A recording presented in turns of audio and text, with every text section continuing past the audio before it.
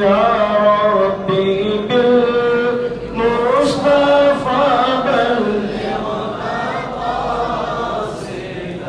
يا ربي بالمصطفى بلغ مقاصدنا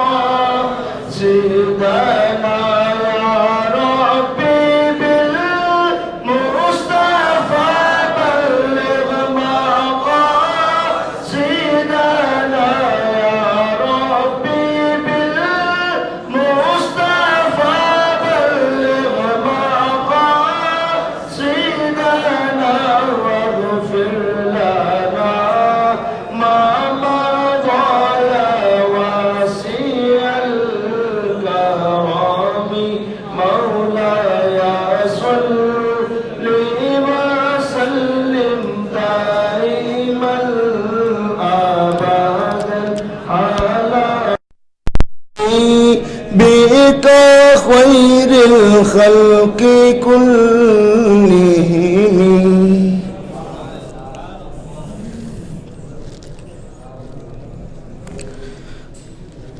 الحمدللہ ثم الحمدللہ. آج کا پروگرام جس میں خصوصی خطاب استاذ العلماء شیخ الحدیث و تفسیر حضرت علامہ مولانا مفتی ابو بکر شاذلی دامت برکاتہم العالیہ فرمائیں گے، بلا تاخیر ملتمس ہوں استاذ محترم سے آپ تشریف لائیں اور اپنے نورانی بیان سے ہمارے قلوب اذہان کو منور فرمائیں.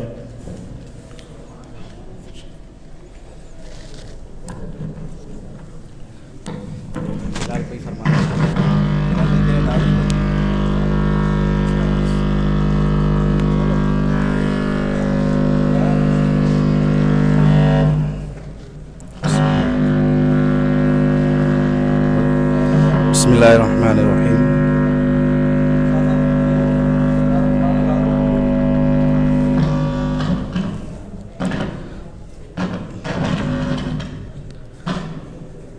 بسم اللہ الرحمن الرحیم. جیسا کہ آپ کو معلوم ہے الحمدللہ علم توقید کورس جاری و ساری ہے، اور ان چند دنوں میں ہم نے زمین اور دیگر جو سیارے ستارے ہیں ان کے متعلق کافی معلومات حاصل کی.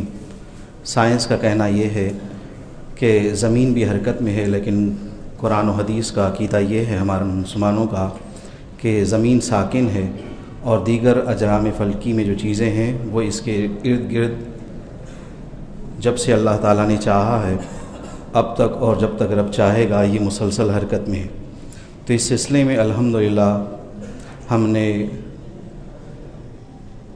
اسی دارالعلوم نعیمیہ کے شیخ الحدیث ہم سب کے استاد محترم شیخ الحدیث حضرت علامہ مفتی ڈاکٹر ابو بکر صدیق شاذلی دامت برکاتہم العالیہ سے گزارش کی کہ حضور آپ اس معاملے میں ہماری رہنمائی فرمائیں کہ قرآن و حدیث کا اس سلسلے میں کیا احکامات ہیں کہ زمین ساکن ہے. تو الحمدللہ آپ نے ہمیں وقت عنایت عطا فرمایا ہے، اور اسی سلسلے میں آپ انشاءاللہ ہماری رہنمائی فرمائیں گے، اور اس ضمن میں مسلمانوں کا عقیدہ کیا ہونا چاہیے اور بحیثیت مسلمان ہمیں اس متعلق کیا عقیدہ رکھنا چاہیے، انشاءاللہ آپ اسے واضح فرمائیں گے. رب کریم آپ کے علم میں عمر میں خاص برکات کا نزول فرمائے. جزاک اللہ خیر.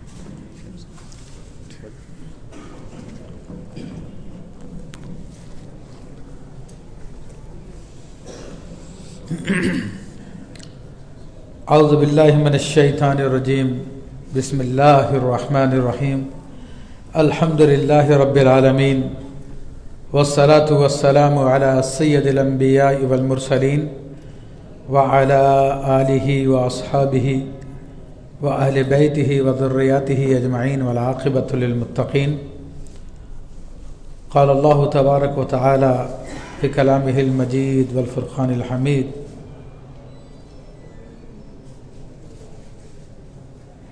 والشمس تجری لمستقر لها ذلك تقدیر العزیز العلیم. صدق اللہ العظیم وصدق رسولہ النبی الکریم. مولاي صل وسلم دائما ابدا अला हबीबिका खैरुल खल्क़ि कुल्लिहिम रब्बि इश्रह ली सदरी व यस्सिर ली अमरी वहलुल उक़दतम मिन लिसानी यफ़क़हू क़ौली। तमाम हज़रात एक मरतबा मोहब्बत से दुरूद पाक पढ़िए। अल्लाहुम्मा सल्लि अला सय्यिदिना मौलाना मुहम्मदिन मअदिनिल जूद वल करम व आलिहि व बारिक वसल्लिम। सलातु व सलाम अलैका या सय्यिदी या रसूलल्लाह व अला आलिका व अस्हाबिका या नूरुल्लाह। मुअज़्ज़ज़ हाज़िरीन किराम, ये क्लास इल्म तौक़ीद की अल्हम्दुलिल्लाह उस्ताद मोहतरम मौलाना इरफान साहिब इतने दिनों से हमें यहाँ पर पढ़ा रहे हैं और ये बहुत ही इंफॉर्मेटिव क्लास है। तो आज ही उन्होंने हुक्म फरमाया कि शरई हवाले से कुरान और सुन्नत की रोशनी में क्या एक मुसलमान का नज़रिया होना चाहिए, तो इस हवाले से मुझे फरमाया तो मैं हाज़िर हूँ। लेकिन इससे पहले मैं एक बात इसकी बात की वजाहत करना चाहूँगा कि इस्लाम और साइंस इन दोनों में कोई तज़ाद नहीं है, बल्कि दुनिया के तमाम मज़ाहिब में इस्लाम ही वो दीन है जो को साइंस को पूरा सपोर्ट करता है, बल्कि अपनी उम्मत इस्लाम के मानने वालों को इस्लाम दावत देता है कि तुम साइंस की तरफ तवज्जो करो, और इसके अंदर लोगों की हौसला अफजाई करता है।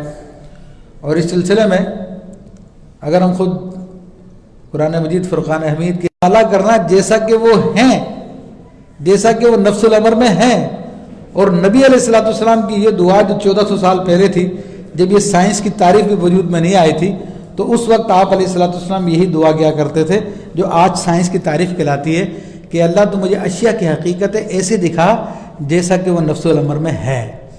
तो ये बात वजाहत करती है कि इस्लाम और साइंस का कोई तज़ाद नहीं है, बल्कि इस्लाम साइंस को सपोर्ट करता है। और ख़ुद नबी करीम सल्लल्लाहु ताला अलैहि वसल्लम की आदत तय्यबा थी कि जब आप तहज्जुद के लिए आप उठा करते थे तो सूरह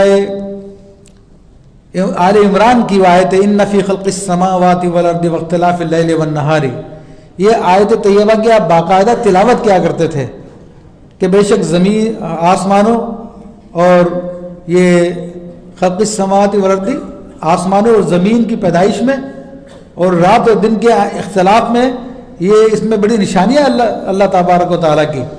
तो आप अलैहिस्सलाम भी हमें गौर व फिक्र की दावत दिया करते थे, और वो तालीम आज तक अल्हम्दुलिल्लाह हमारे यहाँ पे जारी व सारी है। तो इस हवाले से ये बात जब क्लियर हो गई कि इस्लाम और साइंस का कोई तज़ाद नहीं है।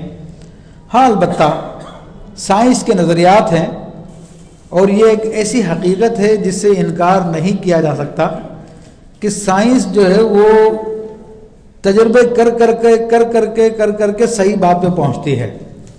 यह साइंस की हैसियत ऐसी है कि जैसे कि किसी अंधे के हाथ में लाठी है और वो लाठी से अपने टटोलता रहता है, फिर उसको कोई चीज़ मिल जाती है, समझता है कि ये चीज़ है, फिर उस पर क्लियर होता है कि नहीं ये दूसरी चीज़ थी, फिर उसको समझता है कि यही चीज़ है, उसको अपना एक नज़रिया बना लेता है, लेकिन फिर अंदाज़ा होता है कि नहीं ये चीज़ नहीं थी जिसकी तलाश में मैं था।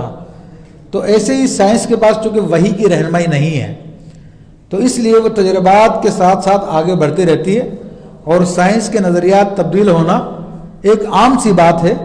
बल्कि नज़रियात तो नज़रियात लाज भी तब्दील हो जाते हैं कि लाज को कांस्टेंट कहा जाता है साइंस में, लेकिन कितने लाज है जो आज तब्दील हो चुके। चंद की मैं मिसालें भी मैं आपको दूंगा कि बिलफर्ज न्यूटन की आप मिसाल ले लें कि न्यूटन के लाज के मुताबिक कोई जिस्म इस ज़मीन की हदूद से बाहर नहीं निकल सकता था, क्योंकि ग्रेविटी जो है उसको बाहर नहीं जाने देती थी। किसी जिस्म में इतनी ताकत नहीं थी कि जो ग्रेविटी को क्रॉस कर सके और उस ज़मीन की हदूद से बाहर चला जाए। तो अब जो लोग साइंस की अंधी तकलीद करते हैं, तो उस ज़माने में लोगों ने यह नज़रिया बनाया कि नबी अलैहिस्सलाम की मेराज जो है वो ख्वाब में हुई थी, जिस्मानी नहीं हुई थी।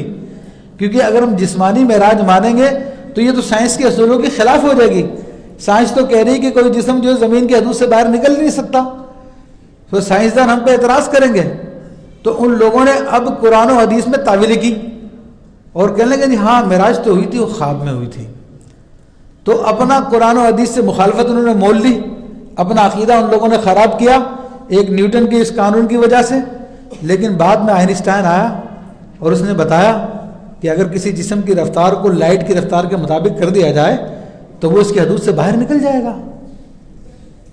اور الحمدللہ جن لوگوں نے قرآن اور سنت کو تھامے ہوا تھا ان کا عقیدہ برقرار رہا، اور سائنس تجربہ کر کے پھر اس عقیدے پہ آ گئی جو قرآن و سنت کا عقیدہ ہے کہ ہمارے نبی علیہ الصلوۃ والسلام جو ہے وہ اپنے جسم کے ساتھ معراج پر تشریف لے گئے۔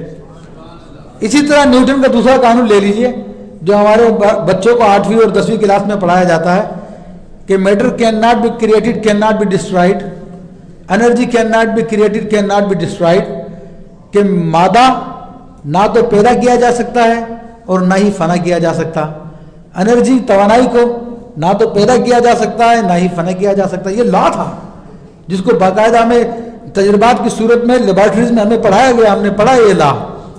لیکن بعد میں کیا ہوا، اسی آئنسٹائن نے اپنے تجربات سے ثابت کر دیا کہ matter can be converted into energy and energy can be converted into matter.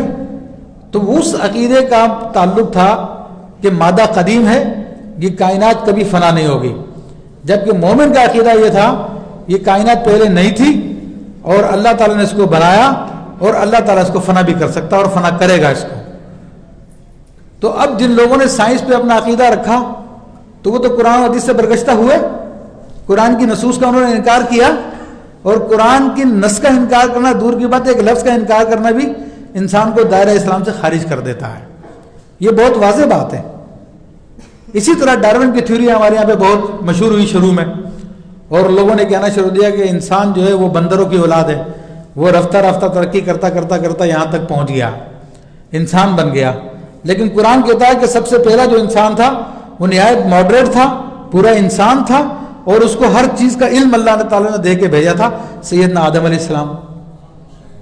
تو آج ڈارون کی تھیوری بھی یورپ میں بھی رد ہو چکی ہے، اور اس کو ثابت کرنے کے لیے جو انہوں نے چیزیں رکھی گئیں، ایک بندر کی کھوپڑی رکھی گئی تھی اور ایک انسانی جسم کا ڈھانچہ رکھا گیا تھا، اور کہا گیا تھا کہ یہ جو ہے کھوپڑی جو ہے یہ اسی ڈھانچے کی ہے، تو انسان پہلے ایسا تھا، بندر تھا، اور پھر بعد میں جو یہ انسان ہو گیا۔ لیکن جب سائنس نے ریڈیو ایکٹیوائی لہریں ایجاد کی جس کے ذریعے کسی بھی چیز کی عمر کو معلوم کیا جا سکتا ہے، تو جب اس ڈھانچے کو اور اس کھوپڑی کو دیکھا گیا اور ریڈیو ایکٹیوائی لہروں کے ذریعے، تو پتہ چلا کہ یہ انسان کا ڈھانچہ 60 سال پرانا تھا اور بندر کی کھوپڑی 150 سال پرانی تھی، جس کی بنیاد پہ ساری دنیا کو وہ ڈارون کی تھیوری کے لیے قائل کر رہے تھے۔ تو اب جنہوں نے ڈارون کی تھیوری کو مانا انہوں نے قرآن کا انکار کیا، رسول اللہ صلی اللہ علیہ وسلم کی احادیث کا انکار کیا، اور جو اس پہ جمع رہے کہ نہیں قرآن سچ ہے، اور بالکل سچ ہے، حدیث سچ ہے، بالکل سچ ہے، کیونکہ یہ انسانی دماغ کی کریشن نہیں ہے، یہ اسی کا کلام ہے جس نے اس کائنات کو بنایا، وہی اس بات کو جانتا ہے کہ کیا حقیقت ہے اور کیا غیر حقیقت ہے۔ تو یہ باتیں اسی طرح اور بہت ساری مثالیں ہیں۔ سر سید احمد خان نے تفسیر لکھی، وہ سائنس سے بڑے متاثر تھے، انہوں نے کیا کہتے ہیں یہ حضرت سلیمان علیہ السلام کا جو تخت جو ہوا میں اڑا کرتا تھا اس کا انکار کیا، کہا کہ نہیں، اس سے مراد جو تیز رفتار گھوڑے تھے ان کے پاس، کیونکہ اس زمانے میں تصور بھی نہیں تھا کہ کوئی انسان ہوا میں اڑ سکے گا۔ لیکن بعد میں اسی سائنس نے ثابت کر دیا کہ ہاں انسان جو جہاز میں بھی اڑ سکتا ہے۔ تو اب جن لوگوں نے اس پہ عقیدہ رکھا وہ تو قرآن کے منکر ہوئے نا، جو قرآن کے ایک لفظ کا منکر ہے وہ دائرہ اسلام سے خارج ہے، چاہے کتنی نمازیں پڑھتا ہو، کتنے روزے رکھتا ہو، کتنی دین کی باتیں کرتا ہو۔ لیکن جو الحمدللہ اس قرآن حدیث پہ جمع رہے ان کا عقیدہ برقرار رہا، الحمدللہ مسلمان دنیا سے گئے۔ تو ایسے ہی یہ مسئلہ یہ زمین کی حرکت کا یا نہ حرکت کرنے کا ہے، یہ دو نظریات ہیں۔ تو ایک نظریہ جو قدیم نظریہ ہے جس کو جیو سینٹرک کہا جاتا ہے، یعنی زمین مرکز ہے تمام سیاروں کا اور تمام چیزیں اس کے ارد گرد گردش کر رہی ہیں۔ دوسرا نظریہ ہیلیو سینٹرک کہلاتا ہے جس میں سورج مرکز ہے اور زمین سمیت تمام سیارے اس کے ارد گرد حرکت کر رہے ہیں، اور قدیم نظریہ جیو سینٹرک ہی ہے، یعنی زمین مرکز ہوا کرتی تھی۔ لیکن بعد میں پھر کیپلر نے اور دیگر لوگوں نے، کیپرناکس نے اور دیگر لوگوں نے اس کے اوپر تجربات کی، اور انہوں نے لوگوں کو یہ کہا کہ ہمارا نظریہ یہ ہے کہ جناب یہ زمین جو ہے حرکت کر رہی ہے اور سورج ٹھہرا ہوا، سورج مرکز ہے۔ تو اب بہت ساری جگہ نظریہ پھیل گیا کیونکہ کالجز یونیورسٹی میں پڑھایا جاتا ہے۔ لیکن کل میں انٹرنیٹ پہ ریسرچ کر رہا تھا کہ دنیا کے جو ماڈرن ملک ہیں جہاں پہ ترقی یافتہ ممالک کہلاتے ہیں، جن میں امریکہ، برطانیہ، جرمنی اور فرانس اور کئی ممالک میں اس نظریے کے لوگ موجود ہیں جو ہمارا نظریہ جیو سینٹرک کا، اور وہ یہی کہتے ہیں کہ زمین مرکز ہے اور تمام سیارے اس کے گرد گھوم رہے ہیں۔ تو یہ ایک نظریے کے حوالے سے میں نے آپ کو بات بتا دی کہ یہ بالکل اوڈ نظریہ نہیں ہے کہ یہ ختم ہو گیا اور اس کا کوئی ماننے والا نہیں ہے۔ آج بھی لوگ اس نظریے کو سائنسدان مانتے ہیں، ان کی ویب سائٹ سے، جن کے اندر وہ ہر چیز کو پروو کرتے ہیں۔ جن لوگوں نے سائنس کی پیروی کی، اندھے ہو کر پیروی کی، اور وہ سمجھتے تھے کہ جناب اگر ہم قرآن کو سائنس کے مطابق کر دیں گے تو لوگ سائنس سے متاثر ہو جائیں گے۔ جس طرح کہ اعلیٰ حضرت رحمۃ اللہ تعالیٰ علیہ کا پورا رسالہ اس پر پروفیسر حاکم علی نے جو آپ سے سوال کیا تھا، جو یہاں پہ ذکر بھی ہوا، کہ انہوں نے کہا کہ حضرت آپ اس بات کو مان لیں کہ زمین حرکت کر رہی ہے تو سینکڑوں سائنسدان مسلمان ہو جائیں گے۔ تو اعلیٰ حضرت رحمۃ اللہ علیہ نے فرمایا کہ قرآن کی آیتوں کو کھینچ تان کر یہ معنی نکالنا اور اس کے ظاہری معنی چھوڑ دینا جو بالکل واضح ہے، یہ جائز نہیں ہے۔ اس طرح سے سائنس مسلمان نہیں ہوگی، بلکہ اسلام جو ہے وہ سائنس کو قبول کر لے گا۔ وہ تمہارا نظریہ غلط ہے۔ اور پھر کیا ہوا؟ کل تک، آج سے 20-25 سال تک پہلے یہی مشہور تھا، اور اب بھی لوگوں میں یہی معروف ہے کہ جناب سورج اسٹیشنری ہے اور جناب تمام سیارے اس کے ارد گرد حرکت کر رہے ہیں۔ لیکن اب آپ ماڈرن سائنس پہ آ جائیں، اب وہ یہ قول کرتی ہے، ماڈرن سائنس کو اب یہ پتہ چلا ہے کہ نہیں سورج بھی حرکت میں ہے، اس کو ماننے لگی ہے۔ اب جن لوگوں نے سائنس کو خوش کرنے کے لیے، سائنسدانوں کو خوش کرنے کے لیے قرآن کی آیتوں کا انکار کیا، تو اب ان کے عقیدے کا کیا بنے گا؟ آپ خود سوچ لیجئے۔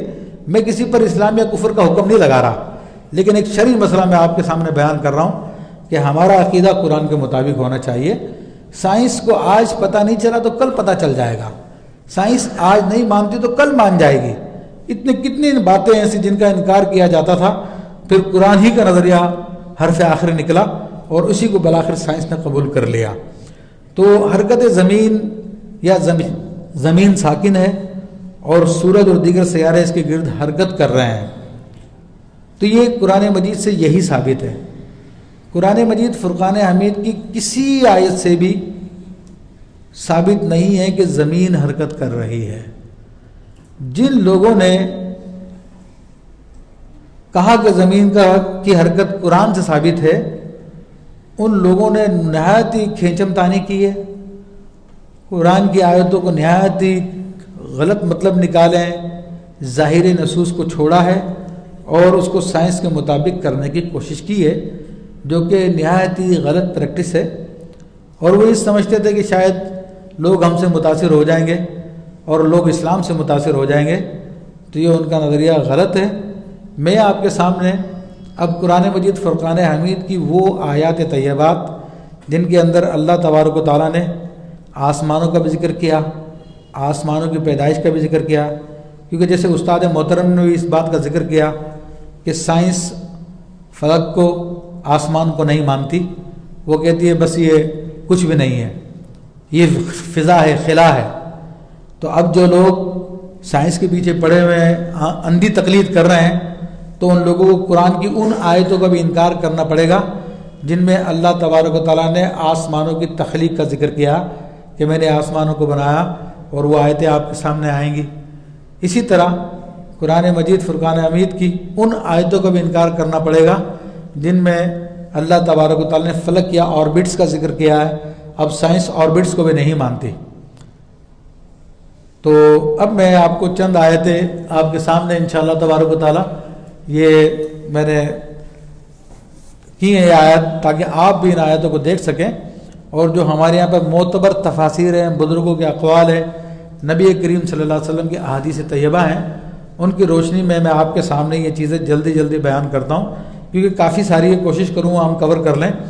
تو میں نے آپ کے سامنے سورہ یاسین کی آیت نمبر 38 کی تلاوت کی، جو آپ کے سامنے اس وقت موجود بھی ہے کہ وَالشَّمْسُ تَجْرِي لِمُسْتَقَرٍّ لَهَا، اور سورج چلتا ہے اپنے قرار کی جگہ پر، قرار کی جگہ کے لیے، ذَلِكَ تَقْدِيرُ الْعَزِيزِ الْعَلِيمِ، یہ بہت زبردست اور علم والے کا مقدر کردہ نظام ہے کہ سورج کا چلنا اپنے مستقر کی طرف، اپنے قرار کی طرف، یہ اللہ تبارک و تعالیٰ اس پہ اپنی شان کو بیان کر رہا ہے کہ میں سورج کو چلا رہا ہوں اور یہ میرا مقرر کردہ نظام ہے۔ تو اب اس کے بارے میں دیکھیے کہ امام راغب اصفہانی رحمۃ اللہ تعالیٰ علیہ، جو کہ تفسیر میں ان کے بہت زیادہ حوالے دیے جاتے ہیں اور پوری امت مسلمہ ان کو مانتی ہے، تو وہ تجری کا معنی بتا رہے ہیں، الجری المر السری، کیونکہ لوگ چلنے کے اندر بھی پھر تعویلیں کر دیتے ہیں، تو فرماتے ہیں کہ تجری کا معنی ہے تیزی کے ساتھ گزر جانا۔ اور جوہری نے کہا الجاریۃ الشمس والجاریۃ السفینۃ، کا سورج بھی چلنے والا ہے اور اسی طرح کشتی ہے اس کے چلنے کو بھی تجری کہتے ہیں۔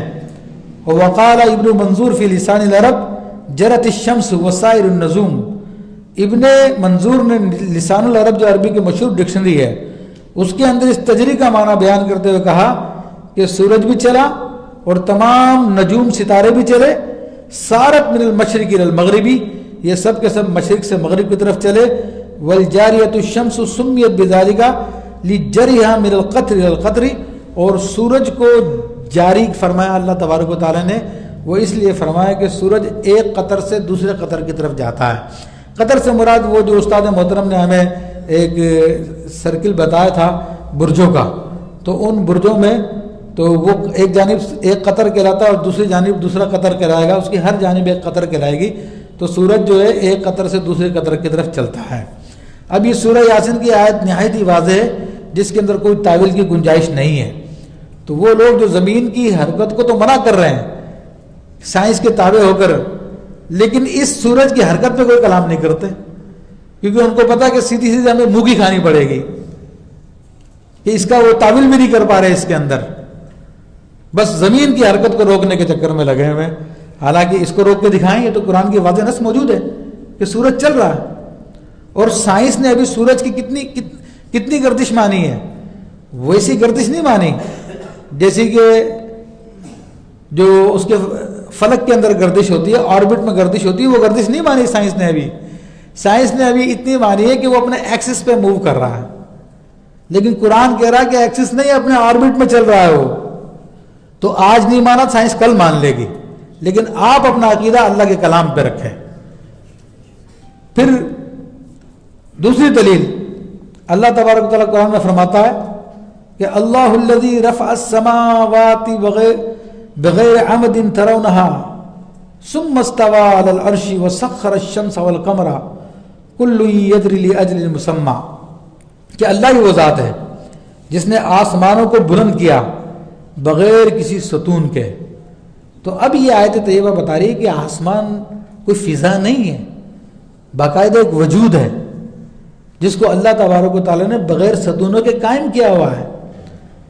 ترونہا، جس کو تم دیکھتے ہو، ثم استوى علی العرش، پھر وہ اپنی شان کے مطابق رب کریم عرش پہ مستوی ہوا، اور اس نے مسخر کر دیا ہے سورج کو، چاند کو، کل یجری، اب یہ دیکھیں وہی لفظ یجری کا آیا کہ سب کے سب چل رہے ہیں، لأجل مسمى، ایک خاص مدت تک کے لیے۔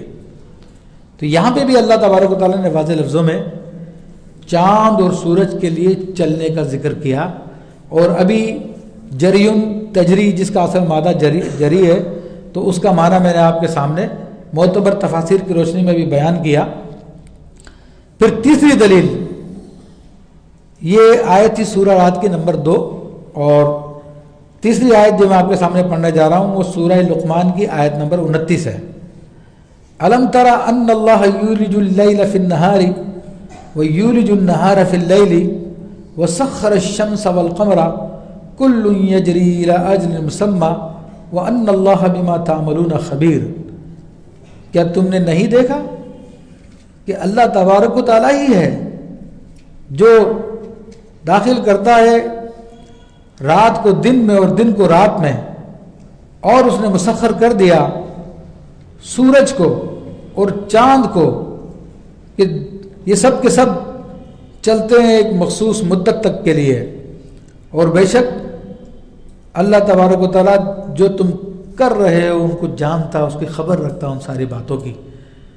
تو یہ آیت طیبہ سورہ لقمان کی آیت نمبر 29 ہے، اس کے اندر بھی اللہ تبارک و تعالیٰ نے واضح لفظوں میں چاند اور سورج کے چلنے کا ذکر کیا، اور اس سے پہلے رات اور دن کا ذکر کیا، اور استاد محترم مولانا عرفان ہمارے سامنے اسلامک نقطہ نظر سے کس طرح سے دن اور رات بنتے ہیں وہ آپ کے سامنے بیان کر چکے ہیں کہ دن اور رات سورج کی چال سے بنتے ہیں، کہ سورج جن ایریاز سے غروب کر جاتا ہے، چھپ جاتا ہے، ان ایریاز میں رات آ جاتی ہے، اور وہ رات اسی زمین کا سایہ ہے، اور جو وہ سورج گردش کرتا ہوا آگے جاتا ہے تو وہ رات پھیلتی چلی جاتی ہے، چونکہ دن کے زمین کے اگلے حصے کی طرف آ رہا، دوسری طرف سے روشنی نکلنا شروع کر دیتی ہے۔ تو یہ اللہ تبارک و تعالیٰ اس کو فرماتا کہ میں دن کو رات میں، رات کو دن میں داخل کرتا ہوں، اور یہ سارا کا سارا سورج کی حرکت پہ ڈیپینڈ کرتا ہے اسلامک نقطہ نظر سے۔ یہاں پہ بات اگر میں وضاحت کر دوں کہ اس وقت یعنی جو جدید سائنس ہیلیو سینٹرک نظریے کے مطابق وہ دن رات کے وجود کا بیان کرتی ہے، وہ موسموں کی تبدیلی کا بیان کرتی ہے، وہ سال کا کیلنڈر بناتی ہے، سارے معاملات کرتی ہے، تو الحمدللہ جو ہم جیو سینٹرک کے ذریعے جو نظریہ رکھتے ہیں ان کے ذریعے بھی ایکوریٹلی وہی چیزیں ہم بالکل بناتے ہیں، ان کی بناوٹ میں اور ہماری بناوٹ میں کوئی فرق نہیں آتا۔ یہ نہیں ہے کہ اگر ہم نے جیو سینٹرک کا نظریہ لیا کہ زمین جو ہے ساکن ہے تو اب ہمارے رات دن بگڑ جائیں گے، ہمارے موسم تبدیل ہو جائیں گے، ہمارے کیلنڈرز تبدیل ہو جائیں گے، ایسا کچھ بھی نہیں ہے۔ تو ابھی قرآن مجید فرقان حمید کی آیت طیبہ، اسی طرح سورہ فاطر میں اللہ تعالیٰ نے ارشاد فرمایا کہ یولج اللیل فی النہار ویولج النہار فی اللیل وسخر الشمس والقمر کل یجری لاجل مسمى ذالکم اللہ ربکم لہ الملک، اور وہ داخل کرتا ہے رات کو دن میں اور دن کو رات میں داخل کرتا ہے، اور اس نے مسخر کر دیا ہے سورج کو اور چاند کو، وہ سب کے سب چلتے ہیں اپنے ایک مدت کے لیے، یہ تمہارا رب ہے، ذالکم اللہ ربکم، یہ تمہارا رب جس کی یہ قدرتیں ہیں، لہ الملک، اسی کی بادشاہت ہے، وہ جس کو چاہے گھما دے، وہ جس کو چاہے روک دے۔ سائنس کہتی ہے کہ جناب گریوٹی کے اصولوں کے مطابق بڑا ماس جو ہے چھوٹے ماس کو گھمائے گا اپنے ارد گرد، ہم کہتے ہیں کہ گریوٹی کا اصول نہیں، یہاں پہ رب کا اصول چلتا ہے، اس لیے کہہ رہا ذالکم اللہ ربکم، یہ ہے تمہارا رب، لہ الملک، اسی کی بادشاہت ہے۔ عام دنیا میں انسان پیدا ہوتے ہیں، کس طرح پیدا ہوتے ہیں؟ ماں باپ کے ملاپ سے، لیکن کیا کوئی عیسیٰ علیہ السلام کی پیدائش کا انکار کر سکتا ہے جو بغیر باپ کے پیدا ہوئے ہیں؟ کوئی منع کر سکتا ہے اس کا؟ تمہارا قانون اپنی جگہ پر، لیکن رب کی طاقت بھی تو دیکھو نا، کہ تم پیدا کر کے دکھاؤ بغیر ماں باپ کے، اور آدم علیہ السلام کو تو اس نے بغیر ماں باپ کے پیدا کیا، اور حوا رضی اللہ تعالیٰ عنہ کو، حوا علیہ السلام کو بغیر ماں کے پیدا کیا، باپ سے پیدا کیا، ان کی پسلی سے نکالا۔ تو یہ اس کی قدرتیں ہیں، وہ گریوٹی کا محتاج نہیں ہے۔ تو یہ بار بار اس بات کو بیان کر رہا رب کریم، یہ دونوں کے دونوں چل رہے ہیں اپنے ایک مخصوص مدت کے لیے۔ پھر سورہ زمر میں ارشاد فرمایا کہ خلق السماوات والارض بالحق، اور اس نے پیدا کیا آسمانوں کو، زمین کو حق کے ساتھ، یکور اللیل علی النہار ویکور النہار علی اللیل، اور وہ لپیٹ دیتا ہے رات کو دن پر اور دن کو لپیٹ دیتا ہے رات پر، وسخر الشمس والقمر، اس نے سورج کو اور چاند کو مسخر کر دیا، کل یجری لاجل مسمى، یہ اپنے ایک مخصوص مدت کے لیے چل رہے ہیں، الا وهو العزیز الغفار، خبردار سن لو وہ بڑا زبردست ہے اور مغفرت فرمانے والا ہے۔ یہ سورہ زمر کی آیت نمبر 5 تھی، اور یہ جو آیتیں میں نے آپ کے سامنے پڑھی، ان سب کے اندر یہ نص موجود ہے، یعنی یہ اسٹیٹمنٹ واضح لفظوں میں موجود ہے کہ سورج اور چاند دونوں چل رہے ہیں، اور یہ ان لوگوں کا رد ہے کہ جو کہتے ہیں کہ سورج رکا ہوا ہے۔ اب کتنا سائنس کی پیروی میں آپ جاؤ گے، کتنی اس کی اندھی تقلید کرو گے؟ پہلے تو کہتے تھے تم سائنس کی تقلید میں کہ سورج رکا ہوا ہے، اب قرآن کی آیتوں کا انکار کرو گے، لیکن مسلمان کا کام نہیں ہے۔ وہ وہی عقیدہ رکھیں کہ سائنس کو آج یہاں تک نہیں پہنچی، کل یہ تجربات کر کے یہاں پہ پہنچ جائے گی جو قرآن نے بیان دیا ہے۔ امام راغب اصفہانی فرماتے ہیں کہ یکور اللیل اشارۃ الی جریان الشمس فی مطالعہا، کہ وہ رات کو لپیٹ دیتا ہے تو یہ اس بات کی طرف اشارہ ہے کہ سورج اپنے مطالع سے نکلتا ہے، کیونکہ اس کا ہر روز ایک نیا پوائنٹ ہوتا ہے جن کو مشرقین یا مشرقین کی صورت میں بتایا گیا، مشارق کی صورت میں بتایا گیا، مغرب کی صورت میں بتایا گیا۔ تو اس میں فرماتے وہ انتقاص اللیل والنہار وازدیادہما، اور اس میں اس بات کی طرف بھی اشارہ ہے کہ کبھی دن بڑا ہوتا ہے، کبھی رات بڑی ہوتی ہے۔ پھر آیت سورہ انبیاء کی آیت نمبر 33 ہے، اور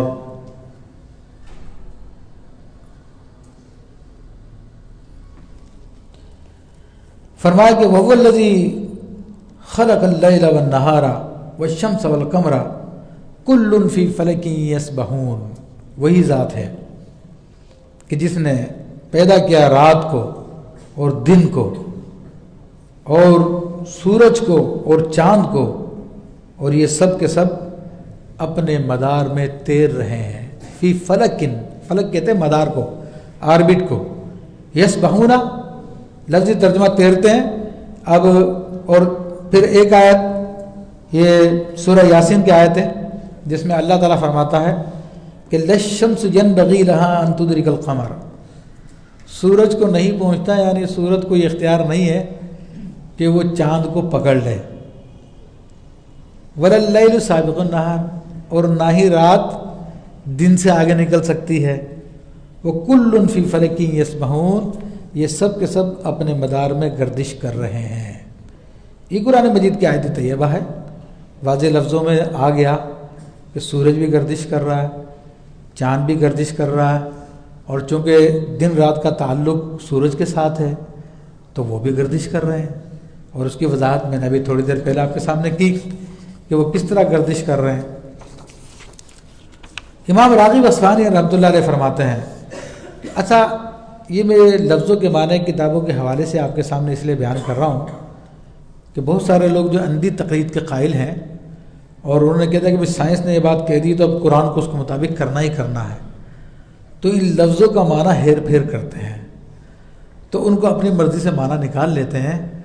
تو اس لیے میں لغت کے عربی زبان کی جو لغتیں ان کے معنی بھی آپ کے سامنے پیش کر رہا ہوں، تفاسیر کے حوالے سے بیان کر رہا ہوں کہ امام راغب اصفہانی فرماتے ہیں کہ الصبح هو المر السریع، کہ یہاں پر یسبحون کا جو لفظ ہے اس کا مطلب تیزی سے گزر جانا ہے، فی المائی پانی میں، فی الہوائی ہوا میں، ہوا میں کوئی چیز تیزی سے گزرے اس کو بھی سبح یسبح عربی میں کہتے ہیں، اور پانی میں بھی کوئی چیز اگر تیزی سے گزرے تو اس کو بھی سبح یسبح کہتے ہیں۔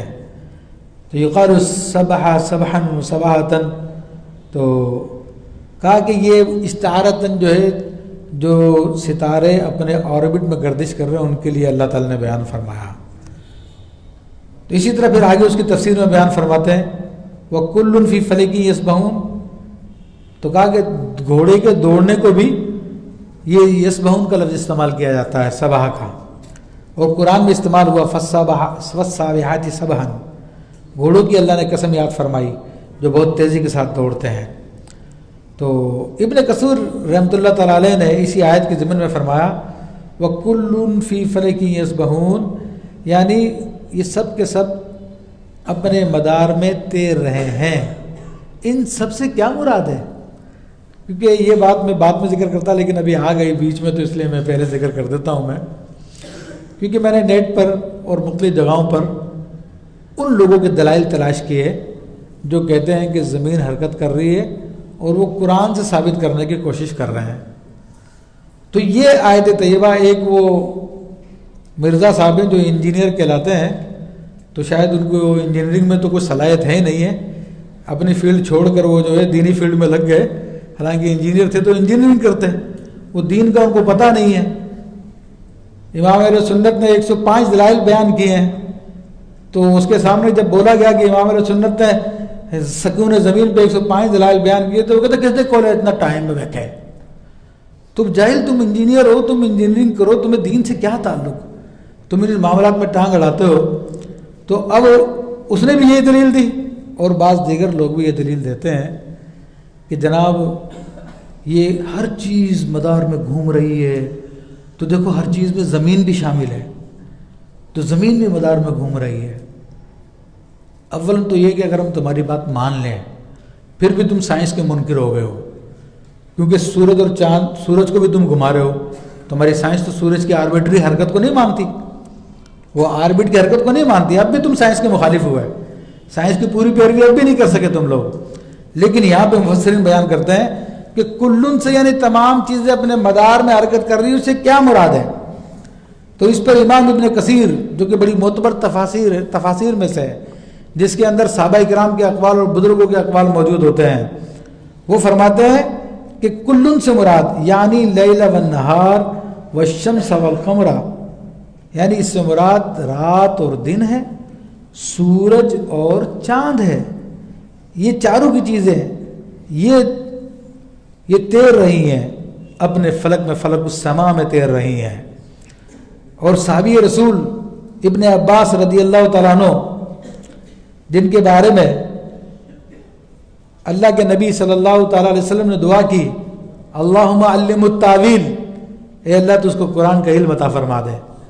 वो भी इसकी तफसीर में क्या फरमा रहे हैं कि यही फरमा रहे हैं कि यहाँ पे कुल्लुन से मुराद तमाम चीज़ें अपने मदार में गर्दिश कर रही है। इससे मुराद रात, दिन, सूरज, चांद है, ज़मीन इसमें नहीं है। और ज़मीन कैसे हो सकती है? तुम आम आवाम को तो झूठ बोलकर ये कह सकते हो कि कुरान से साबित है, मगर इससे पहले बताओ कि इन आयतों से पहले किसका जिक्र आ रहा है? अरे इनसे पहले ज़मीन का जिक्र ही नहीं है। वह आयतुल लहुमुल लैल, यहाँ से आयतें शुरू हो रही है, नस्लुखु मिन्हुन नहार, ये इसी आयत के अंदर आगे आकर ज़मीन का जिक्र तो बहुत पहले हो चुका, बात ख़त्म हो चुकी है। तो तफासिर भी यही कह रही हैं कि जनाब इससे मुराद रात, दिन, सूरज और चाँद है, ज़मीन इससे मुराद नहीं है। और इसमें फिर इब्न अब्बास रदियल्लाहु तआला अन्हु, इकरमा, दुहाक, हसन, क़तादा, अता, खुरासानी, ये सारे के सारे किबार ताबईन हैं जो कि सहाबा किराम के शागिर्द हैं, वो सब के सब इसी बात का कौल करते हैं। क़ाला इब्न अब्बास रदियल्लाहु अन्हुमा व गैरु वाहिद मिन अस्सलफ़ी फ़ी फ़लक़तिन का फ़लक़तिल मग़ज़िली, कि इब्न अब्बास रदियल्लाहु तआला फरमाते हैं कि ये जो फलक है इसको यूँ कह सकते हैं जिस तरह कि हम जो जुलाई का सूत काटने का एक वो लकड़ी होती है जो घूमती है, कहा कि ये उस लकड़ी की तरह है जो जुलाई की लकड़ी होती है। और मुजाहिद ने कहा कि ये फलक से मुराद जैसे कि वो चक्की की वो पार्ट होता है, तो वो पार्ट की तरह मुराद है, पार्ट की तरह घूम रहे हैं। वजाहत कर दी उन सब ने। और फिर आगे चलें, कुरान की अगली आयत में आपके सामने सूरह इब्राहिम की आयत नंबर 33 है। इसमें अल्लाह ताला क्या इरशाद फरमाता है। देखो आयतों के मफ़हूम तकरीबन एक जैसे हैं, लेकिन बार बार अल्लाह ताला का इस बात को बयान करना इसीलिए था कि कल को लोगों का नज़रिया और हो जाएगा, तो इस बात की बार बार तकरार की है, तो तुम अपना नज़रिया यही रखना। बार बार उसने इस बात का जिक्र फरमाया। तो सूरह इब्राहिम में फरमाया, सख़्खरा लकुमुश शम्स वल क़मरा दाइबीना व सख़्खरा लकुमुल लैल वन नहार, और उसने तुम्हारे लिए मुसख्खर कर दिया सूरज को और चांद को, दाइबीना दोनों के दोनों चलते हैं, तेज़ी के साथ चलते हैं। दाइबीना का मतलब तेज़ी के साथ चलते हैं। और तुम्हारे लिए उसने मुसख्खर किया रात को और दिन को। तो वो तो टाइम तो अभी से ख़त्म हो रहा है, तो मैंने सोचा था कि काफ़ी मैं आपके सामने गुफ्तगू करूं, लेकिन उस्ताद मोहतरम इजाज़त दे रहे हैं कि इसकी गुफ्तगू की जाए, क्योंकि ये तो अभी चंद एक आयत मैंने आपके सामने जिक्र की जिनको तफसीरों के हवाले से। अब दाइबीन का माना मैंने कहा था कि तेज़ी के साथ चलते हैं, क्योंकि इसमें कुछ तावीलें कर सकता था। तो इमाम राग़िब इस्फ़हानी रहमतुल्लाह अलैह फरमाते अद्दाअबु, ये दाइबीना का जो असल मादा दाब है, वो कहते इदामतुस सैरी दाब फिस सैर दाबन, कि सैर के अंदर, चलने के अंदर दायमी तौर पर तेज़ी इख्तियार करना। और इब्न मंजूर ने लिसानुल अरब में कहा अद्दुबुल मुबालगतु फिस सैर, यानी सैर बहुत तेज़ी के साथ करना। اور ظاہر سی بات ہے یہ سورج کی رفتار اتنی تیز ہے، آج ہمارا کوئی جیٹ طیارہ بھی اس کی رفتار سے نہیں چل سکتا جتنی تیزی کے ساتھ یہ گردش کر رہا ہے، ایسے چاند کی رفتار ہے۔ تو فرمایا کہ اداب الرجل الدابۃ ادابا اذا اتعبها، یعنی عربی زبان میں کہتے ہیں داب الرجل الدابۃ، یعنی جب وہ گھوڑے کو اتنا تیز چلائے کہ اس کو تھکا دے چلا چلا کے، تو تب یہ دائبین کا لفظ استعمال کرتا ہے جو قرآن میں آیا کہ سورج اور چاند بڑی تیزی کے ساتھ چل رہے ہیں۔ ابن کثیر نے اپنی تفسیر میں فرمایا اے یسیران، یعنی یہ دونوں کے دونوں چلتے ہیں اور کبھی تھکتے نہیں ہیں، نہ دن رات تھکتے ہیں نہ چاند اور سورج تھکتے ہیں۔ اور فرمایا کہ دوسرے مقام پر ابن کثیر نے فرمایا کہ یہ دونوں تنگ نہیں آتے چلنے سے اور نہ ہی کھڑے ہوتے ہیں، قیامت تک نہیں کھڑے ہوں گے، یہ چلتے رہیں گے یہ۔ اور امام قرطبی جو کہ مشہور مفسر ہے، انہوں نے بھی اس کا یہی معنی بتایا کہ یہ اللہ کے حکم کے لیے چل رہے ہیں اور قیامت تک چلتے رہیں گے، کبھی تھکیں گے نہیں۔ مختصر کر کے میں بتا رہا ہوں۔ تو اب یہ ساری کی ساری قرآن کی آیتیں اس بات پہ وضاحت ہے کہ فلسفیوں کا جو نظریہ یا حیات جدیدہ کا جو سائنسدانوں نے ابھی جو گیس کر کے نظریہ بنایا وہ درست نہیں ہے۔ درست نظریہ وہی جو قرآن نے بیان کیا۔ پھر فرمایا کہ ان ربکم اللہ الذی خلق السماوات والارض فی ستۃ ایام ثم استوى علی العرش یغشی اللیل النہار یطلبہ حثیثا۔ ترجمہ کرتا جاتا ہوں کہ بے شک تمہارا رب ہے کہ جس نے پیدا کیا آسمانوں کو اور زمین کو 6 دنوں میں، پھر اس نے عرش پہ استوا فرمایا۔ یغشی اللیل النہار، رات ڈھانپتی ہے دن کو، یطلبہ حثیثاً، اور دن اس کو بڑی تیزی کے ساتھ تلاش کرتا ہے، اس کے پیچھے پیچھے آتا ہے۔ والشمس والقمر والنجوم مسخرات بامرہ، سورج اور چاند اور تمام ستارے یہ اس کے حکم سے مسخر ہیں۔ الا لہ الخلق والامر، اسی کے لیے خلق ہے اور اسی کے لیے وہی پیدا کرتا ہے اور اسی کا حکم چلتا ہے۔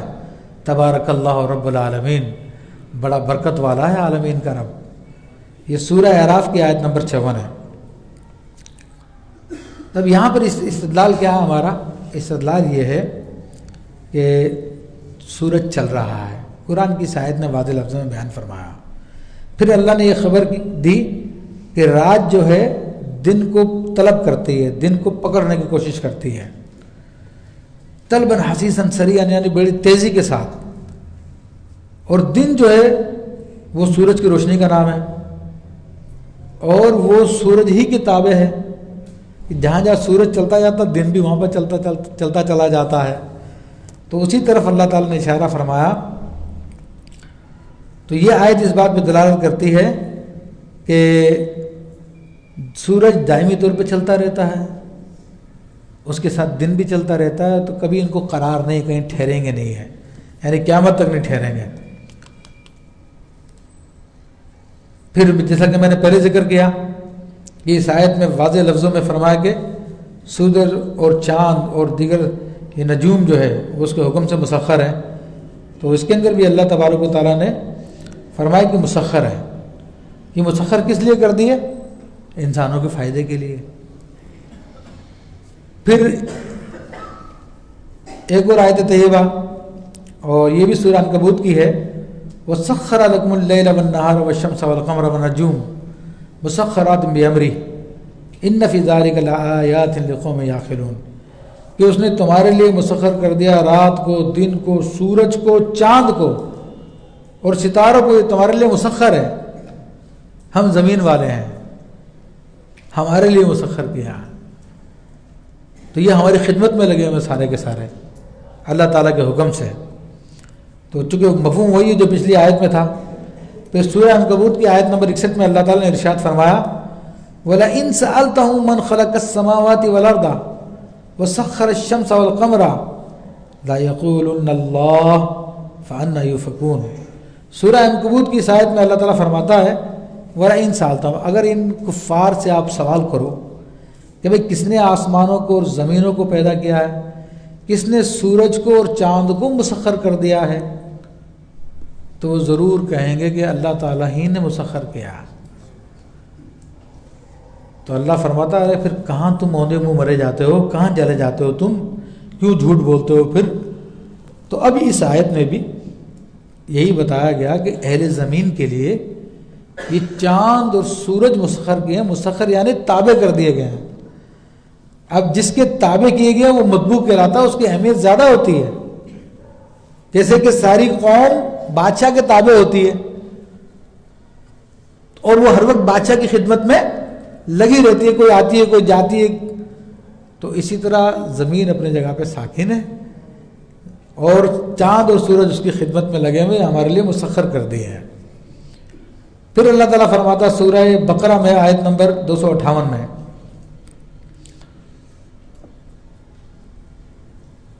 وقال ابراہیم فإن اللہ یاتی بالشمس من المشرق فاتی بها من المغرب فبہت الذی کفر واللہ لا یہدی القوم الظالمین. تو بس ابراہیم علیہ السلام نے فرمایا کہ بے شک اللہ تبارک و تعالیٰ لاتا ہے سورج کو مشرق سے, ذرا تو مغرب سے لے کے آ جانا. تو پھر وہ حیران ہو گیا جس نے کفر کیا تھا, اور اللہ ظالموں کو قوم کو ہدایت نہیں دیتا. اب یہ دیکھیے یہ بڑی دلیل ہے سورج کی حرکت کرنے پہ, سورج کے زمین کے گرد چکر لگانے پر, کہ اللہ تبارک و تعالیٰ نے اس کو مسخر کر دیا ہے. تو ہر روز وہ مشرق سے آتا ہے اور مغرب کی طرف چلا جاتا ہے. تو اگر سورج ٹھہرا ہوا ہوتا,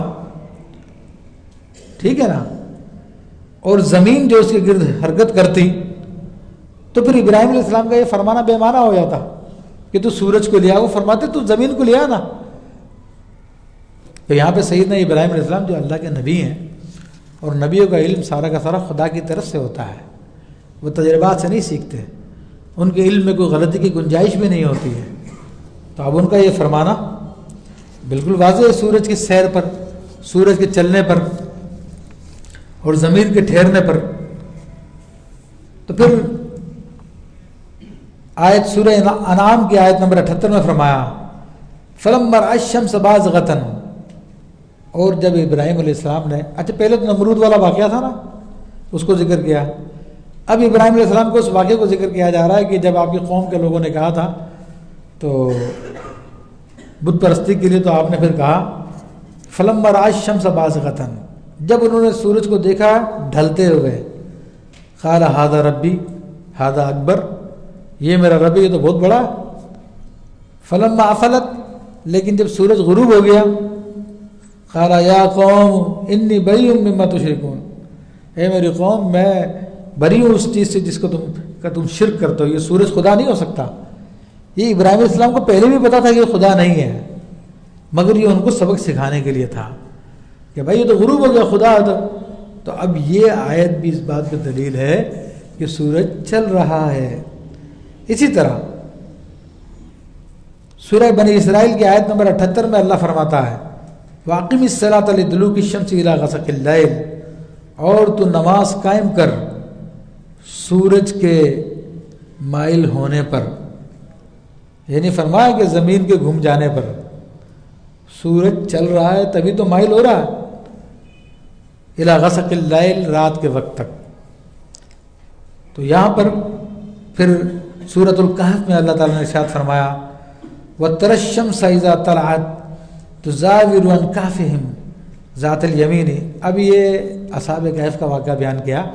وہ ایک غار میں تھے اور اللہ وہ کئی سو سال تک وہاں پہ رہے, وہ سو رہے تھے, مگر اللہ نے ان کے جسموں کی کیسی حفاظت کی کہ سورج کو براہ راست ان پہ آنے نہیں دیا. کہ سورج براہ راست ان پہ آتا تو ان کے جسموں کو نقصان ہوتا. تو اب اللہ تبارک و تعالیٰ اپنی اسی قدرت کو بیان فرما رہا ہے کہ دیکھو کہ تَرَى الشَّمْسَ إِذَا طَلَعَتْ تُزَاوِرُ عَنْ كَهْفِهِمْ, وہ دیکھے گا سورج کو کہ جب وہ طلوع ہوتا ہے تو وہ ان کے غار سے تھوڑا ہٹ جاتا ہے, ذات الیمینی, دائیں جانب کو. وَإِذَا غَرَبَتْ تُقْرِضُهُمْ ذَاتَ الشِّمَالِ, اور جب وہ غروب ہوتا ہے تو بائیں جانب کو ہٹ جاتا ہے, بائیں جانب کو کٹ جاتا ہے. تو اللہ کے نزدیک, اللہ کے حبیب کے نزدیک یہ سورج ہی چل رہا ہے, تبھی تو کبھی دائیں جانب ہو رہا ہے, کبھی بائیں جانب ہو رہا ہے. اگر زمین ہو رہی ہوتی تو اللہ وہ فرماتا کہ زمین ادھر کو ہو جاتی ہے کبھی ادھر کو ہو جاتی ہے، تو کس کس باتوں کا انکار کریں گے اندھی تقلید کرنے والے۔ پھر 16ویں دلیل قرآن مجید کی آیت ہے، یہ سورہ کہف کی 86ویں آیت ہے، حتی اذا بلغ مغرب الشمس وجدها تغرب فی عین حمأۃ۔ یہ سکندر ذوالقرنین کا اللہ تعالیٰ نے واقعہ بیان فرمایا، جس میں سکندر ذوالقرنین کی کیفیت کو اللہ تعالیٰ نے حکایت بیان فرمائی کہ یہاں تک کہ جب وہ سورج کے غروب ہونے کی طلوع ہونے کی جگہ پہ غروب ہونے کی جگہ پہ پہنچے تو انہوں نے پایا کہ سورج جو ہے ایک کیچڑ میں غروب ہو رہا ہے۔ تو اب اس سے مراد سائبیریا کا علاقہ ہے جہاں پہ برف ہر وقت رہتی ہے اور برف کی دلدل ہوتی ہے، وہ کیچڑ سے مراد برف کی دلدل ہوتی ہے، وہاں پہ کبھی وہ سخت ہو جاتی ہے کبھی نرم ہو جاتی ہے، تو وہ دور سے پھر دھواں سا اڑتا ہوا نظر آتا ہے۔ تو سکندر ذوالقرنین نے، کیونکہ اب سورج تو غروب ہوتا ہی نہیں ہے، وہ چل ہی رہا ہے، لیکن انسانی کیفیت کے اعتبار سے تو انہوں نے اس کو باقاعدہ دیکھا کہ سورج چلتا ہوا وہاں پہ چلا گیا۔ یہاں پہ بھی قرآن نے یہ نہیں کہا کہ زمین چلتی ہوئی آ گئی، تو سورج ہی کے چلنے کی بات کی ہے۔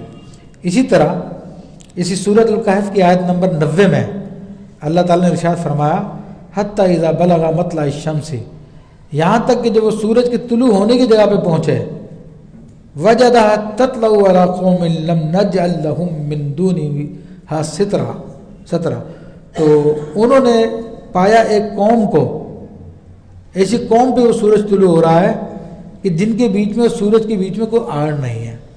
تو سکندر ذوالقرنین جب وہ مشرق کی طرف چلتے گئے، اتنی دور دراز علاقے میں چلے گئے جہاں پہ ان کو ایسے انسان نظر آئے کہ جن کے جسم پہ لباس بھی نہیں تھے، اور جیسے سورج غروب ہوتا تھا وہ پہاڑوں میں چلے جاتے تھے۔ تو اسی کیفیت کو اللہ تبارک و تعالیٰ نے ان کے سامنے بیان کیا۔ یہاں پہ بھی سورج کے غروب ہونے کی اور طلوع ہونے کی بات ہے۔ پھر سورہ طٰہٰ کی آیت نمبر 13 میں اللہ تعالیٰ ارشاد فرماتا ہے فاصبر علی ما یقولون وسبح بحمد ربک قبل طلوع الشمس وغروبها، کہ تو صبر کر اس بات پر جو لوگ کہتے ہیں اور تو اپنے رب کی حمد بیان کر سورج کے طلوع ہونے سے اور سورج کے غروب ہونے سے پہلے۔ تو یہاں پہ بھی سورج ہی کو چلایا اللہ تعالیٰ نے، وہی غروب ہو رہا وہی طلوع ہو رہا۔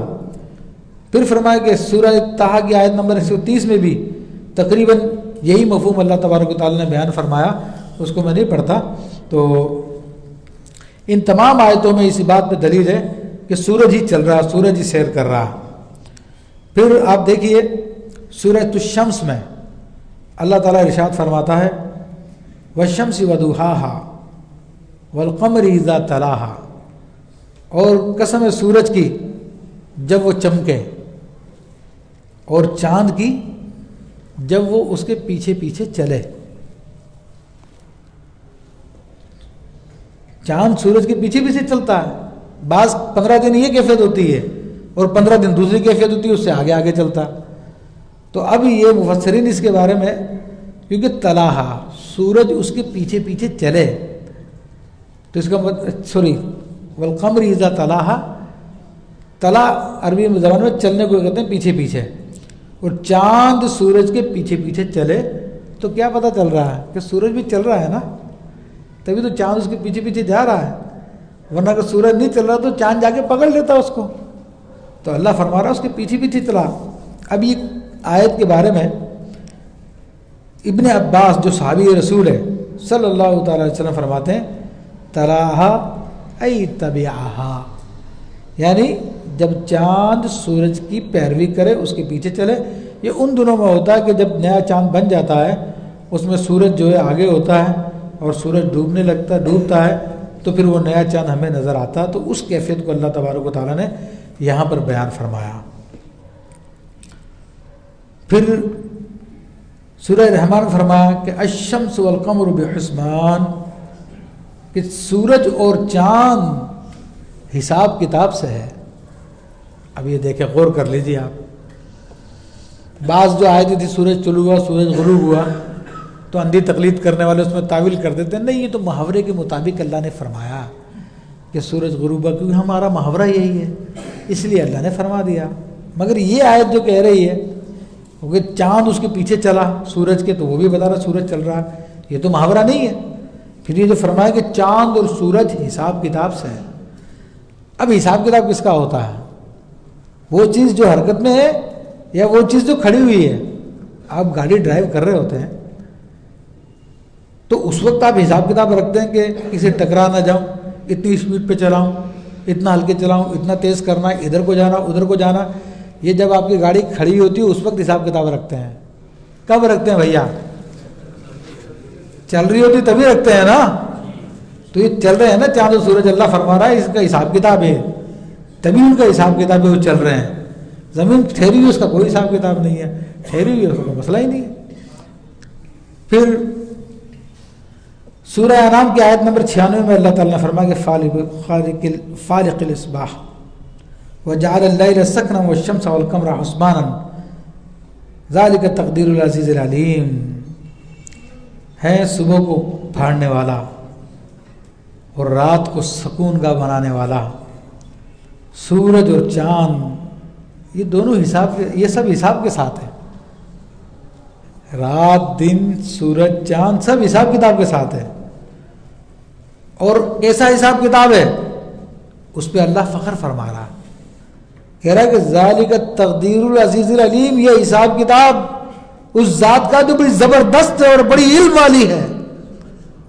ان کا حساب کتاب اور کوئی نہیں کر سکتا، وہی ذات کر سکتی ہے، وہی ان کو حساب کتاب سے چلا رہی ہے۔ تو کہاں تک سورج کو اسٹیشنری بناؤ گے اندھی تقلید میں؟ تو یہ آیت بالکل واضح ہے۔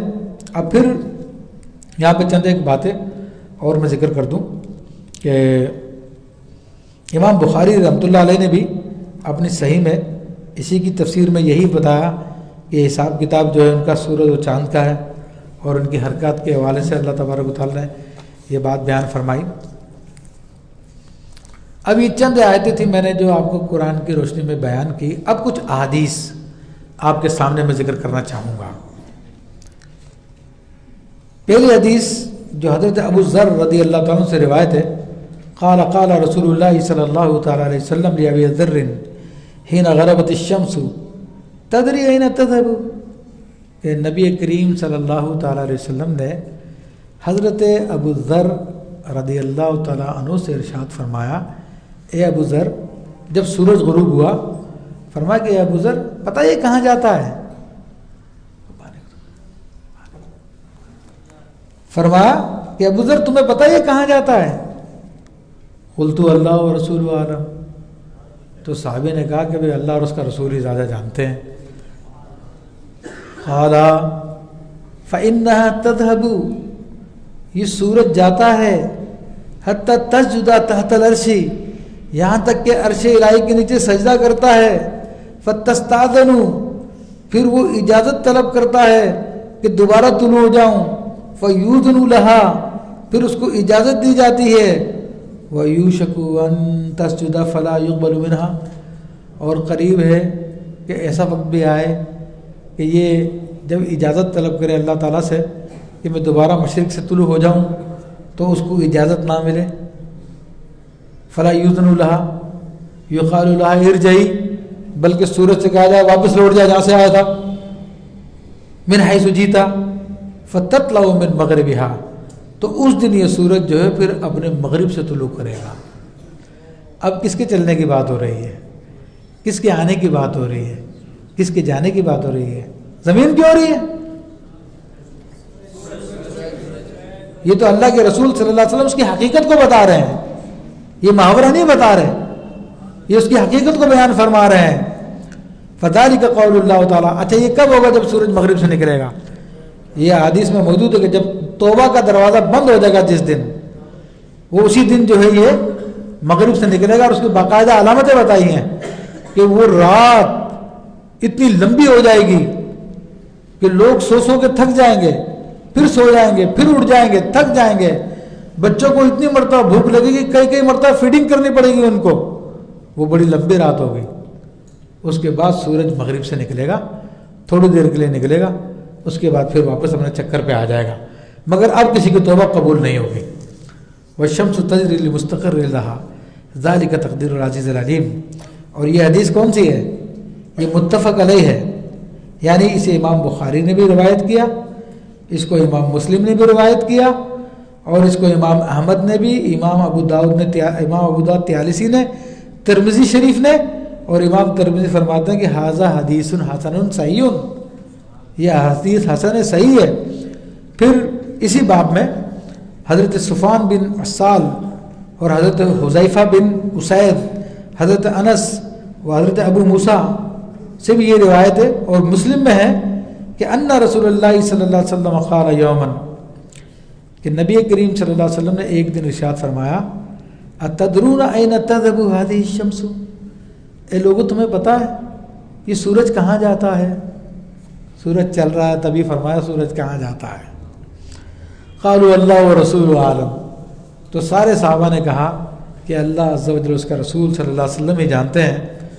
قال ان هذه تجری حتی تنتهی الى مستقرها تحت العرش، کہ یہ سورج چلتا ہے یہاں تک کہ اپنے قرار کی جگہ پہ عرش الہی کے نیچے پہنچتا ہے، فتخر ساجدۃ، اور وہاں پہ سجدہ کرنے لگتا ہے اللہ تعالیٰ کی بارگاہ میں، فلا تزال کذالک، یہ سجدے ہی میں ہوتا ہے اسی طرح، یہاں تک کہ حتی یقال لہا، یہاں تک کہ سورج سے کہا جاتا ہے ارتفعی ارجعی، واپس بلند ہو جا، واپس لوٹ جا، من حیث جیتی، جہاں سے تو آیا تھا اسی طرف چلا جا۔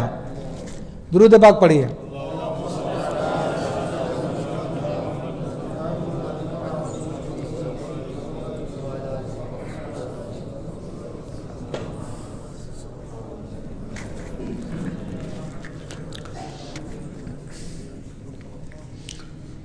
تو نبی کریم صلی اللہ علیہ وسلم فرما رہے ہیں کہ سورج سے کہا جاتا ہے کہ ارجعی ارتفعی اصبحی، اچھا ہاں،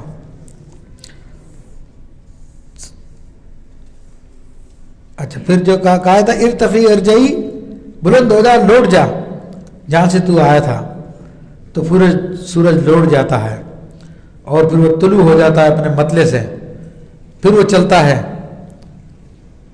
اور لوگ سمجھتے ہیں کہ یہ عام روٹین کے مطابق چل رہا، یہاں تک کہ پھر دوبارہ سورج لوٹ کے اپنے اسی مستقر پہ آتا ہے، یعنی عرش الہی کے نیچے آتا ہے، تو اس سے پھر کہا جاتا ہے کہ لوٹ جا اور بلند ہو جا اور طلوع ہو جا اپنے مغرب سے، تو پھر سورج جو ہے طلوع ہوگا اپنے مغرب سے، یعنی ایک دن وہ آئے گا جب مغرب سے طلوع ہوگا۔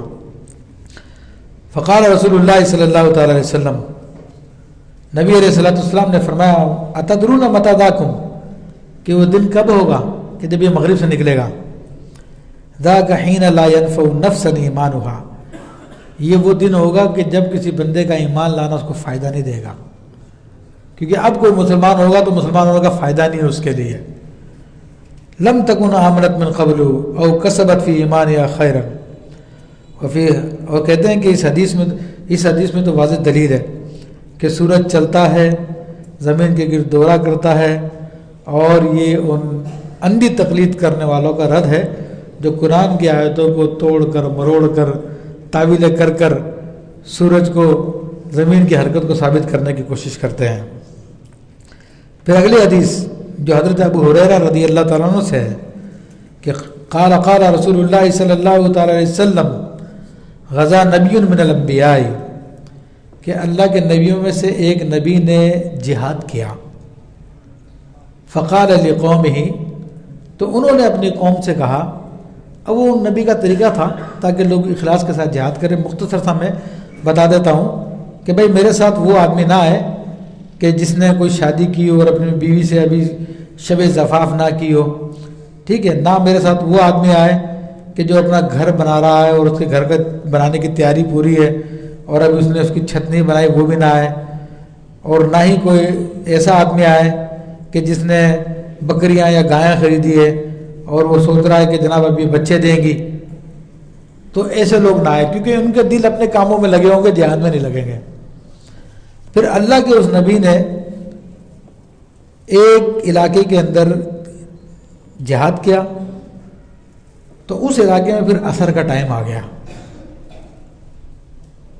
اب وہ جہاد چل رہا تھا، اب سورج غروب ہو جائے تو عصر کی نماز چلی جاتی، فقال للشمس، تو اس اللہ کے نبی نے سورج سے کہا انکی مامورتن، تو بھی اللہ کے حکم سے چل رہا ہے، وانا مامور، میں بھی اللہ کے حکم سے چل رہا ہوں، اللہم احبس علینا، اے اللہ اس سورج کو ہمارے لیے روک دے.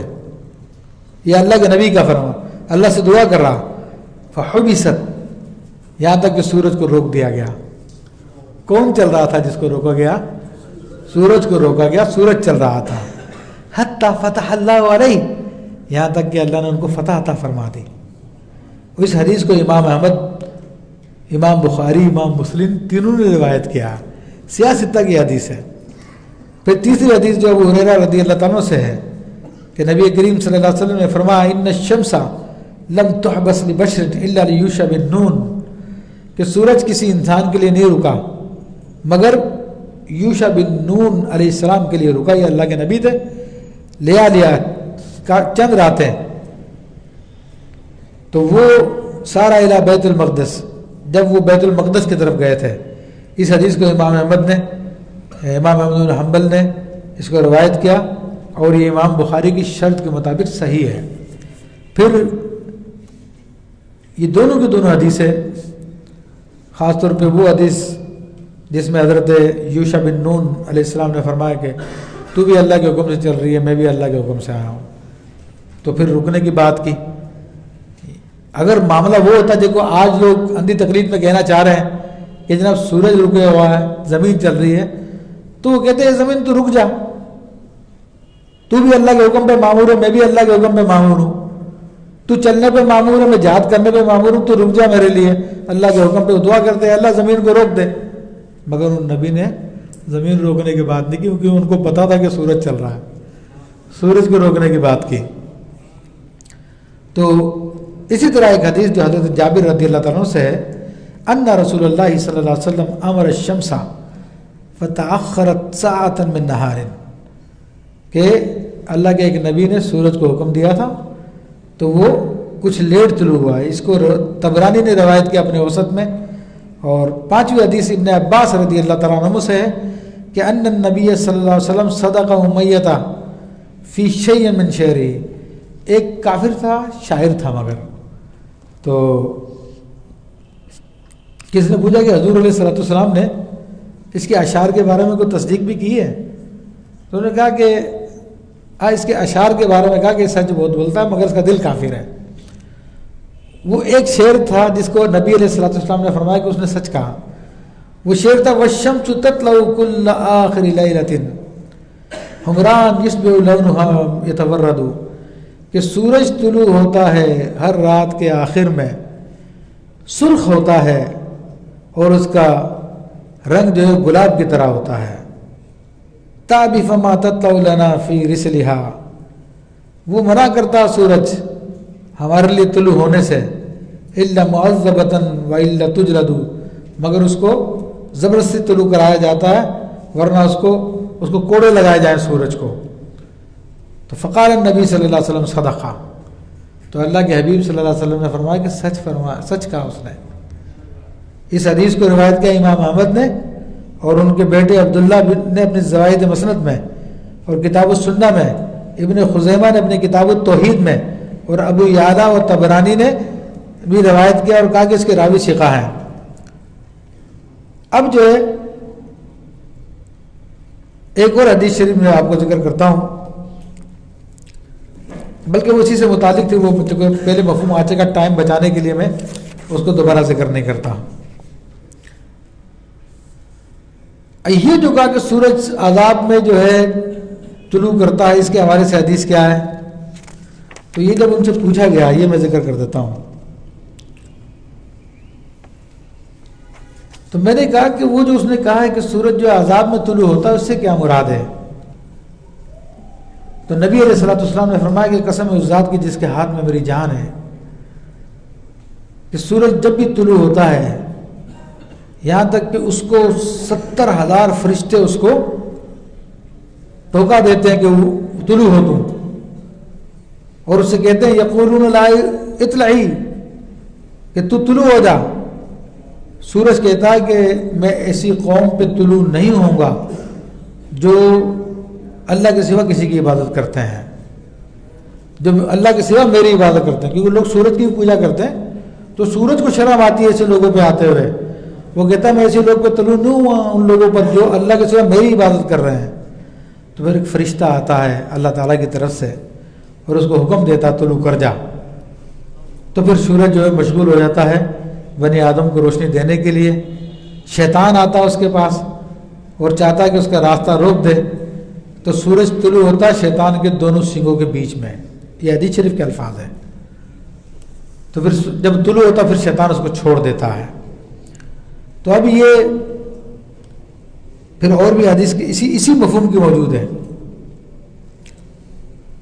تو یہ تمام کے تمام حدیث، کیونکہ میں نے آپ لوگوں کا ٹائم لیا اس حوالے سے، ورنہ اور بھی جو ہے روایت موجود ہیں جس کے اندر یہی سورج کی حرکت کا بیان کیا گیا ہے، سورج کے چلنے کا بیان کیا گیا ہے۔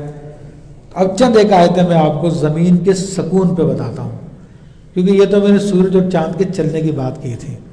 اب زمین ساکن ہے، کیا اس کا بھی ثبوت قرآن میں موجود ہے؟ جی ہاں، واضح لفظوں میں موجود ہے، اور اس کے حوالے سے سورہ فاطر کی آیت نمبر 41 ہے۔ اس میں اللہ تعالیٰ ارشاد فرماتا ہے ان اللہ یمسک السماوات والارض ان تزولا، اللہ تبارک و تعالیٰ نے آسمانوں کو اور زمین کو پکڑا ہوا ہے، تھامے ہوئے ہیں کہ وہ کہیں زائل نہ ہو جائے، وہ حرکت نہ کر جائیں۔ وَلَئِن زَالَتَا إِنْ أَمْسَكَهُمَا مِنْ أَحَدٍ مِّن بَعْدِهِ، اگر وہ حرکت کر جائے تو اس ذات کے سوا کوئی ان کو نہیں پکڑ سکتا۔ إِنَّهُ كَانَ حَلِيمًا غَفُورًا۔ اب یہ آیت جو ہے بڑی واضح دلیل ہے زمین کے ٹھہرے رہنے پر، اس کے قرار پر، اس کے اسٹیشنری ہونے پر۔ اگر زمین چلتی اور سورج کے گرد گھومتی، جس طرح کے آج جدید سائنسدان جو اس بات کا عقیدہ رکھتے ہیں، تو یہ آیت کریمہ کے برخلاف ہوتا۔ آیت کریمہ واضح لفظوں میں کہہ رہی ہے کہ اللہ نے آسمانوں کو بھی تھام کے رکھا ہوا، زمین کو بھی تھام کے رکھا ہوا۔ سورج اور چاند کے بارے میں نہیں فرمایا ان کو تھاما ہوا، ان کو کہا تھا مسخر ہے، وہ ہمارے حکم پہ چل رہے ہیں، لیکن ان کو چونکہ رکی ہوئی ہے اس لیے تھام کے رکھا ہوا۔ پھر سورہ روم کی آیت نمبر 25 وَمِنْ آیَاتِهِ أَن تَقُومَ السَّمَاءُ وَالْأَرْضُ بِأَمْرِهِ، اور اللہ تعالیٰ کی نشانیوں میں سے نشانی ہے کہ آسمان بھی کھڑا ہے اور زمین بھی کھڑی ہے اس کے حکم سے۔ اب یہ لفظ واضح موجود ہے کہ قائم ہے، قائم کہتے ہیں کہ ٹھہرنے کو، کھڑے ہونے کو۔ اور امام بغوی نے اپنی تفسیر میں بیان کیا کہ ابن مسعود رضی اللہ تعالیٰ عنہ سے روایت ہے قامتا علی غیر عمد بامری، کہ آسمان بھی اور زمین بھی اللہ کے حکم سے بغیر ستون کے کھڑے ہوئے ہیں۔ یہ حضرت عبداللہ بن عباس رضی اللہ تعالیٰ عنہ ہے، یہ حضرت ابن مسعود ہے۔ ابن کثیر کہتے ہیں اللہ تعالیٰ کے اس فرمان کے بارے میں کہ یہ جو اللہ نے فرمان میں نے آیت ان تقوم السماء والارض بامری، کہ آسمان اور زمین اس کے حکم سے کھڑے ہیں، قائم ہے، تو یہ ایسا ہی جیسا کہ اللہ نے فرمایا یمسک السماء ان تقع علی الارض الا باذنہ، کہ اللہ نے آسمان کو بھی پکڑا ہوا ہے کہ زمین پہ نہ گرے۔ ان اللہ یمسک السماوات والارض ان تزولا۔ اور حضرت عمر بن خطاب رضی اللہ تعالیٰ عنہ جب اپنی قسم کے اندر مضبوطی پیدا کرنا چاہتے تھے کہ پکی قسم کھائیں ذرا زوردار قسم کی، تو قال، تو وہ فرمایا کرتے ہیں والذی تقوم السماء والارض بامری، کہ اس ذات کی قسم کہ جس کے حکم پر زمین و آسمان کھڑے ہوئے ہیں۔ یہ عمر فاروق کی قسم ہوا کرتی تھی۔ یہ کہتے ہیں کہ جناب یہ لوگوں کو کیا پتا زمین و آسمان کا؟ ارے تمہیں کیا پتا؟ عمر فاروق تو ہوا کہ جن کی زمین بھی پیروی کرتی تھی، کہ ایک مرتبہ قحط پڑ گیا تھا عمر فاروق کے زمانے میں، عمر فاروق نے وہ کوڑا نکالا اور زمین کو مارا، ٹھہر جا زمین، کہ عمر تجھ پہ انصاف نہیں کرتا، تو اسی وقت زلزلہ رک گیا۔ تو زمین ان کی تابع تھی۔ اسی طرح اللہ تعالیٰ ارشاد فرماتا ہے سورہ غافر کی آیت نمبر 64 ہے اللہ الذی جعل لکم الارض قرارا والسماء بناء، کہ اللہ وہ ذات ہے جس نے تمہارے لیے زمین کو قرار بنایا یعنی ٹھہری ہوئی ہے اور آسمان کو اس نے چھت بنا دیا. تو اب یہ دیکھیے کہ اگر یہ ٹھہری نہیں ہوتی، حرکت میں ہوتی، گردش میں ہوتی، تو کیا کوئی پھر اس میں بیٹھ سکتا تھا؟ اس میں نہیں بیٹھ سکتا تھا، کوئی چل نہیں سکتا تھا، معاملات نہیں چل پاتے تھے. تو اللہ تبارک و تعالیٰ نے اس کو قرار دیا. اسی طرح فرمایا کہ علم، یہ سورہ نمل کی آیت نمبر 61 ہے، امن جعل الارض قرارا وجعل خلالها انہارا وجعل لها رواسیا، اور وہ جو جس نے زمین کو قرار گاہ بنایا اور اس کے اندر اس نے نہریں بہائیں اور اس کے لیے اس نے لنگر ڈال دیے. اب لنگر ڈالنا، لنگر سمجھتے ہیں؟ اینکرز جس کو انگلش میں کہتے ہیں، بڑے بڑے بحری جہاز ہوتے ہیں. تو جب وہ بندرگاہ پہ آتے ہیں تو اس لیے کہ وہ حرکت نہ کریں، اپنے جگہ پہ ٹھہرے رہیں، تو بڑے بڑے لوہے کے بھاری بھاری زنجیروں میں بڑے بڑے وزن جو ہے سمندر میں ڈال دیا جاتا ہے. تو وہ چاروں طرف سے اس کے وزن پڑا ہوتا ہے، تو اس وزن کی وجہ سے وہ جہاز اپنے جگہ پہ ٹھہرا رہتا ہے.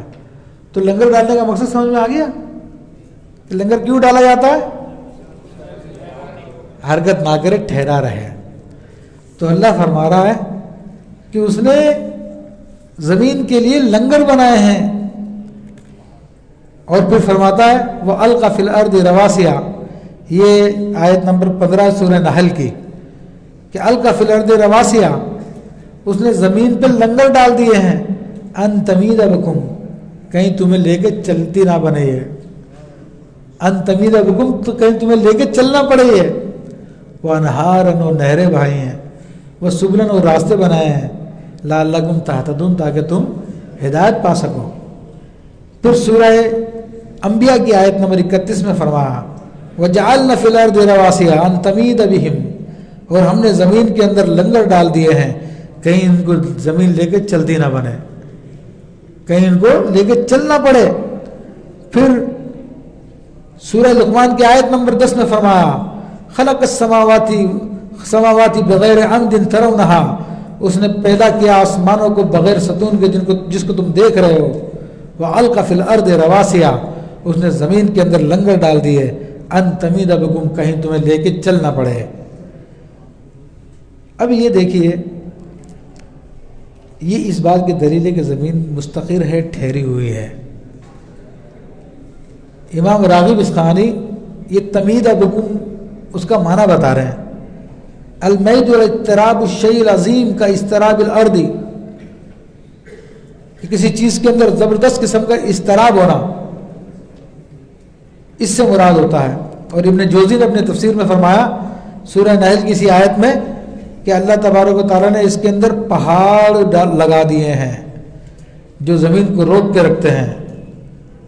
اور زجاج نے کہا کہ یہ مادہ یمودو جو ہے اس سے مراد ہے حرکت کرنا تیزی کے ساتھ. پھر امام بغوی نے بھی اسی کے بارے میں یہی بیان فرمایا. پھر امام وہب ایک حدیث بیان کرتے ہیں کہ لما خلق اللہ الارض، کہ جب اللہ نے زمین کو پیدا کیا، جعلت تمور، تو زمین بھاگنے لگی، دوڑنے لگی، زمین دوڑنے لگی، چلنے لگی. فقالت الملائکۃ ان هذه غیر مقرۃ احدا علی ظہرها، تو فرشتے آپس میں بات کرنے لگے کہ یہ زمین تو کسی کو اپنے پر ٹھہرنے نہیں دے گی، یہ تو حرکت کر رہی ہے، ہل رہی ہے، جل رہی ہے. فاصبحت وقد ارسیت بالجبال، تو پھر زمین کو پہاڑوں کے ساتھ لنگر لگا دیے گئے. فلم تدر الملائکۃ مما خلقت الجبال، اور اس وقت فرشتوں کو پتہ نہیں تھا کہ پہاڑ کس چیز سے بنائے گئے ہیں.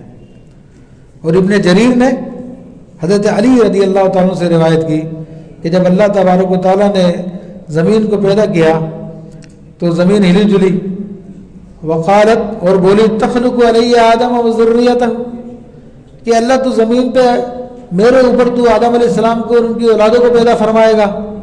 وَيُلْقُونَ عَلَيَّ نِتَّهُمْ، اور وہ مجھ پہ اپنی گندگی ڈالیں گے، وَيَعْمَلُونَ عَلَيَّ بِالْخِطَايَا، اور مجھ پہ وہ گناہ کریں گے وہ لوگ. فَأَرْسَاهَا اللَّهُ بِالْجِبَالِ، تو اللہ نے اس کو لنگر ڈال دیے پہاڑوں کے ذریعے. فَمِنْهَا مَا تَرَوْنَ وَمِنْهَا مَا لَا تَرَوْنَ، تو ان پہاڑوں میں سے بعض کو تم دیکھتے ہو، بعض تمہیں نظر نہیں آ رہے. تو یہ پھر زمین کا جو ٹھہرنا تھا وہ حدیث میں آیا ایسے تھا کہ جیسا کہ اونٹ کو ذبح کرنے کے بعد اس کا گوشت سکون میں آ جاتا ہے نا، یعنی اونٹ ذبح کرتے ہیں تو گوشت، آپ نے قربانی کا گوشت دیکھا ہوگا وہ پھڑکتا ہے، تھوڑی دیر بعد سکون میں آیا تھا. اسی طرح پھر زمین سکون میں آ گئی تھی.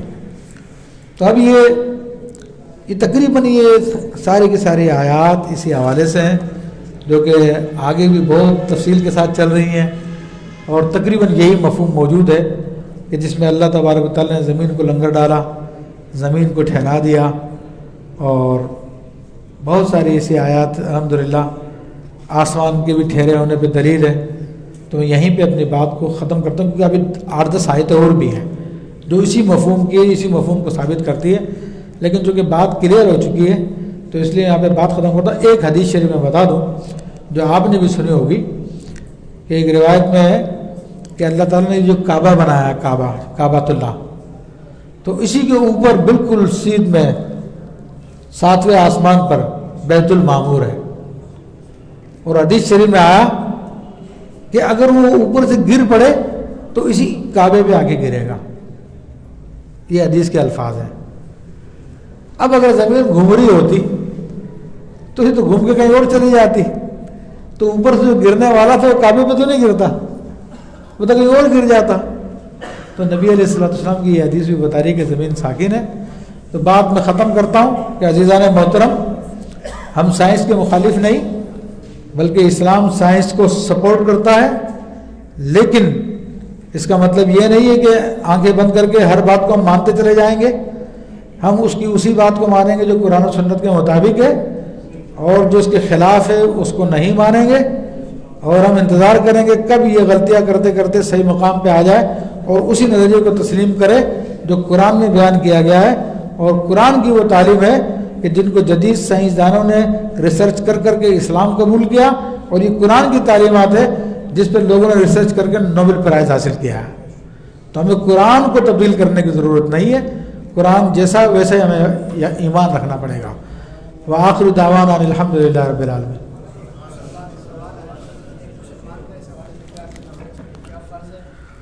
دیکھیں، مسلمان کا اس حوالے سے عقیدہ یہی ہونا چاہیے جو کہ یہاں پہ بیان کیا گیا کہ قرآن پر ایمان لانا فرض ہے، اور اس کی جو واضح نصوص ہیں ان پہ ایمان لانا فرض ہے. ان کے اندر آپ تعویل نہیں کر سکتے. اگر تعویل کریں گے تو اس کے مطلب آپ کا ایمان اس پہ سے ختم ہو جائے گا. تو ضروری ہے کہ جو قرآن کی آیات ہیں ان کے اندر واضح لفظ موجود ہے، اس پہ ایمان لایا جائے. جزاکم اللہ خیر.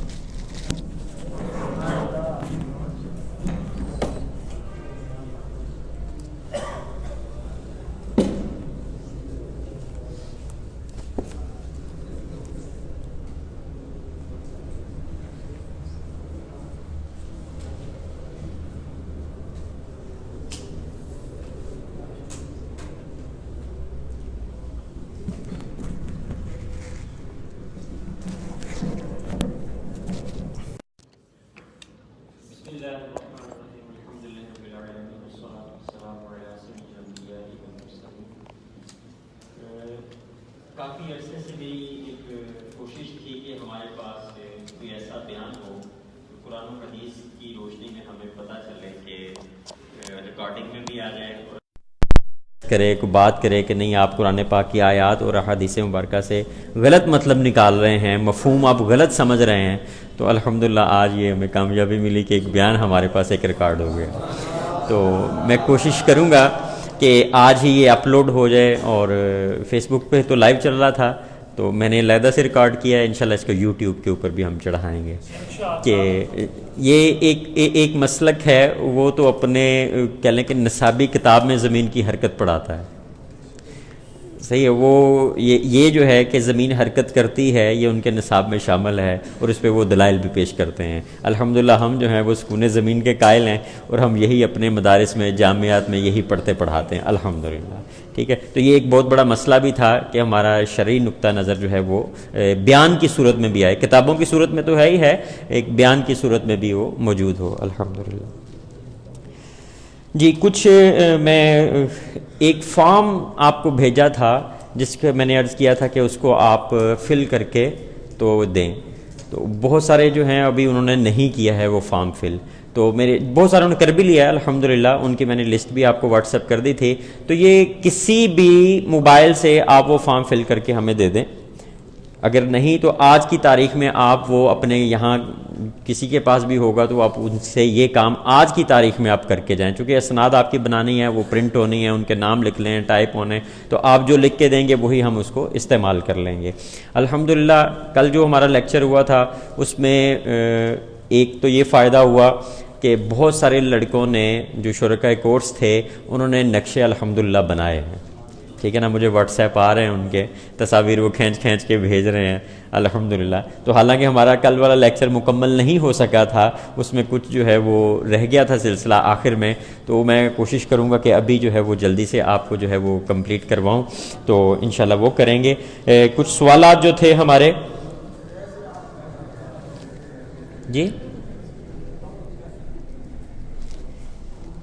کچھ سوالات تھے جو کل ہم نے سیکھنے تھے اسی کے حوالے سے, وہ میں ذرا جلدی ان کو بیان کرتا ہوں کہ اوقات نماز کے نقشے کیسے بنائے جاتے ہیں, یہ تو آپ نے سیکھ لیا. اب اس کے بعد جو ہے ہمارے پاس آئے گا اوقات نماز کے نقشے بناتے وقت کیا احتیاطیں کی جاتی ہیں. جس طرح کہ آپ نے سیکھا تھا کہ اوقات نماز کے جب ہم نقشے بناتے ہیں تو ابھی آپ کو نقشے بنانے کی اجازت ہے, آپ جتنے مرضی نقشے بنائیں, لیکن ان کو جاری کرنے کے لیے, عوام الناس کو جاری کرنے کے لیے اس کی اجازت نہیں ہے. ٹھیک ہے نا, یہ ایک آپ ذہن میں رکھیں. اس کی وجہ یہ ہے کہ اب آپ دیکھیں کہ کہاں کہاں تبدیلی آئے گی. یعنی کہہ لیں کہ جب آپ نقشہ بنائیں گے عرض بلد اور طول بلد آپ کا ٹھیک ہونا چاہیے. تو ابھی تو ہم نے ویسے ہی ایک فرضی سا لے کر آپ کو دے کر اور آپ کو سے نقشے بنوائے. پھر وہ جو میل شمس ہے کیا وہ ہے بھی کہ نہیں اس دن, یہ تو آپ کو ایک دے دیا, آپ نے اس پہ کیلکولیشن بھی کر لی, وہ ایگزیکٹ آ بھی گیا. تو ہر سال جو ہے یہ تھوڑا تھوڑا میل شمس چینج ہوتا ہے, ہر چوتھے سال بعد پھر وہ تقریباً وہی بنتا ہے. پھر میل شمس ہمیں ہر نماز کا اسی لمحے کا چاہیے ہوتا ہے, لیکن یہ تو ہم نے ایک آپ کو دے دیا. میرا خیال آپ سمجھ رہے ہوں گے کہ میل شمس کی تبدیل ہونے سے بھی فرق پڑے گا, عرض بلد کے تبدیل ہونے سے بھی فرق پڑے گا. پھر آپ کو ہم نے گرینیج کا وقت ظہر دیا, کیا گرینیج کا وقت ظہر وہی تھا؟ کیا وہ اوتھینٹک ہے؟ کیا اس میں تو کوئی تبدیلی نہیں آتی؟ تو اس کے تبدیل ہونے سے بھی کیا ہوگا کہ آپ کا وہ چینجنگ آئے گی اس میں اوقات نماز میں, ظہر کے وقت میں, پھر باقی اوقات میں بھی تبدیلی ہوگی. تو کہنے کا مطلب یہ ہے کہ ابھی یہ پریکٹس کے لیے تھا, پھر جب آپ مزید اس میں پختہ ہو جائیں یہ بھی آئے گا, تقریباً ٹھیک ہی آئے گا جواب, لیکن اس کو عوام الناس کے لیے جاری کرنے کے لیے ابھی اس کی اجازت نہیں ہے آپ کو. ٹھیک ہے, اس میں مزید آپ تحقیق کریں, مزید اچھا سا سیکھیں, پھر انشاءاللہ جو ہے وہ آپ ایک دن ایسا آئے گا کہ آپ کو جب علماء کرام بڑے ہمارے جو ہے وہ اجازت دیں گے تو پھر آپ اس کو عوام الناس کے لیے جاری کر سکتے ہیں. ٹھیک ہے, ایک تو یہ بات ہوگی. مزید امام اہل سنت کیا احتیاطیں فرماتے تھے, تو ایک نقشوں کے لیے آپ احتیاط یاد رکھیے گا کہ جو بھی وقت نقشے کے اوپر آپ کے پاس لکھا ہوتا ہے, امام اہل سنت اس میں 5 منٹ کی احتیاط کا حکم ارشاد فرماتے تھے. 5 منٹ کی احتیاط کا حکم سے کیا مطلب ہے؟ 5 منٹ کا مطلب یہ ہے کہ جو ختم وقت ہو وہ 5 منٹ پہلے سمجھنا ہے آپ نے. ختم وقت 5 منٹ پہلے سمجھنے کا مطلب کیا ہے کہ مثال کے طور پہ آپ نے صبح صادق کا وقت نکالا ہے 4:50, تو اب سحری کا وقت ختم ہوگا, عشاء کا وقت ختم ہو رہا ہے یہاں پہ, تو اب آپ نے وہ 4:50 نہیں آپ نے سمجھنا, بلکہ آپ نے 4:45 سمجھنا ہے کہ 4:45 پر آپ نے کھانا پینا بند کر دینا ہے. عشاء کی نماز پڑھنی ہے تو اس وقت تک آپ پڑھ لیں. سمجھ میں ہی 5 منٹ. اب نماز فجر بھی صبح صادق سے شروع ہوتی ہے, تو آپ نے جو 4:50 کا وقت لکھا ہوا ہے اس پہ نماز فجر پڑھنی شروع نہیں کر دینی, بلکہ نماز فجر کے لیے 5 منٹ بعد میں, یعنی 4:55 پہ آپ نے جو ہے وہ نماز فجر کا, اذان کا یا یہ سلسلہ کرنا. تو یہ نقشوں کے لیے. اب دیکھیں کہ امام اہل سنت نے ہمیں پہلے سے ہی جو ہے وہ کیسا خوبصورت نسخہ عطا فرما دیا ہوا ہے کہ آپ نقشوں کو کیسے استعمال کریں. ٹھیک ہے، تو یہ ایک بات یاد رکھیے گا. مزید آگے چلتے ہیں تھوڑا سا کہ کیا ایک شہر کے اوقات نماز سے دوسرے شہر کے اوقات نکالے جا سکتے ہیں. یہ ایک بہت اہم سوال ہے کہ کیا ہمارے پاس کراچی کا ایک نقشہ آ گیا ہے، ہم نے کراچی کا نقشہ بنا لیا یا کسی بھی شہر کا بنا لیا ہے، تو کیا ہم اس نقشے سے کسی اور شہر کا نقشہ بنا سکتے ہیں؟ کچھ منٹ جمع کر لیں، کچھ منٹ تفریق کر لیں، تو کیا ایسا کرنے سے کیا ہم کسی اور شہر کا نقشہ بنا سکتے ہیں کہ نہیں بنا سکتے؟ کیا ذہن میں آتا ہے آپ کے؟ بنا سکتے ہیں کہ نہیں بنا سکتے؟ کہہ رہے بنا سکتے ہیں، کہتے نہیں بنا سکتے، بنا سکتے ہیں، کہہ رہے چینجنگ کہتے کرنی پڑے گی. ہر 27 کلومیٹر پہ فرق آئے گا کہہ رہے ہیں. آپ ذرا یہ ذہن میں لائیں کہ جو آپ کو میں نے پہلے بھی یہ مثال دی ہوئی ہے کہ جب ہم کرتے تھے، جب میں نے آپ کو مثال دی تھی کہ ہم گرمیوں میں جو رمضان المبارک کی افطاری ہے وہ لاہور اور کراچی میں اس میں فرق تھوڑا سا ہے. شاید کسی کو یاد ہو، اگر رمضان المبارک اور افطاری کے اوقات یاد ہوں تو اس میں فرق تھوڑا ہے، لیکن سحری کے وقت میں کراچی اور لاہور کا تقریباً 1 گھنٹے کا فرق ہے.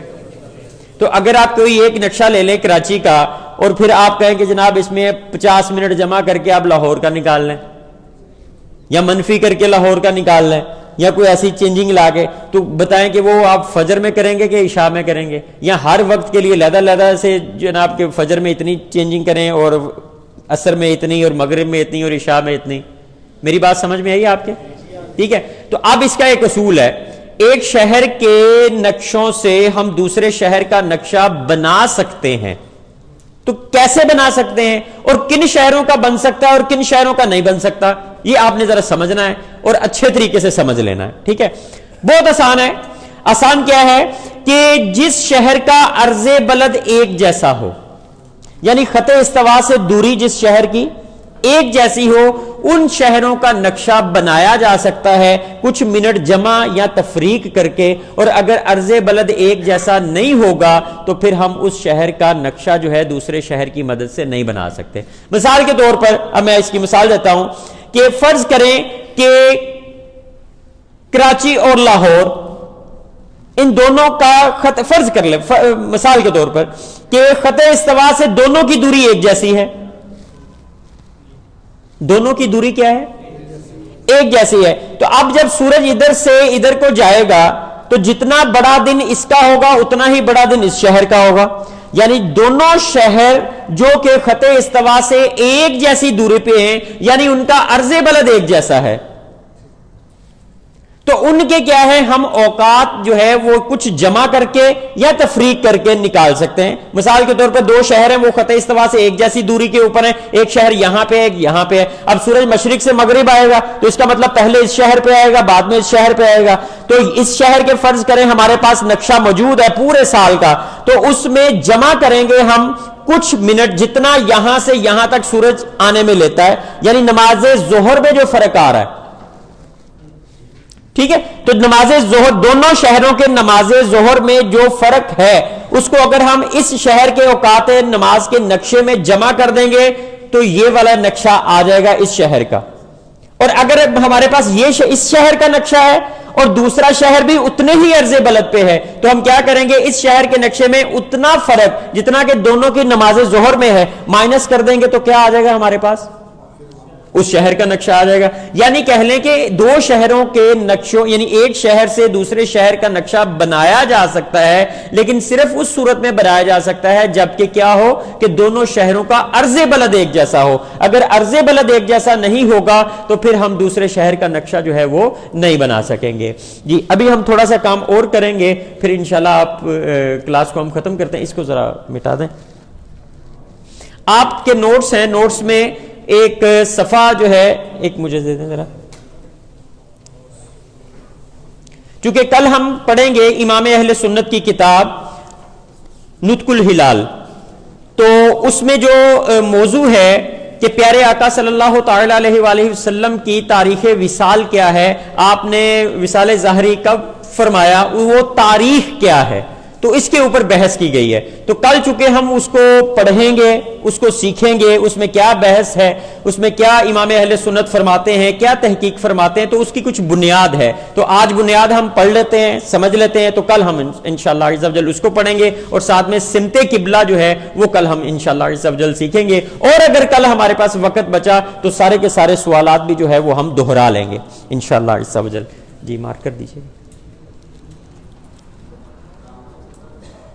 جی آپ کے علم میں کیا ہے پیارے آقا صلی اللہ تعالی علیہ وآلہ وسلم کا وصال ظاہری کی تاریخ جو ہے وہ کیا ہے؟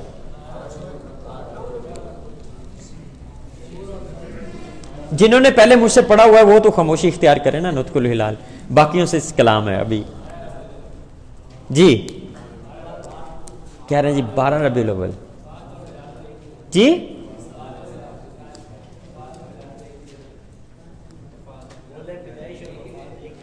پیدائش اور وفات ایک ہی ہے, اور کوئی 8 ربیع الاول, اور کوئی 9, اور چلیں دیکھتے ہیں ذرا. یہاں میں کچھ لکھنے لگا ہوں, آپ ذرا اس کو سمجھنے کی کوشش کیجئے گا. جمعرات, جمعہ, ہفتہ, اتوار, پیر, منگل اور بدھ.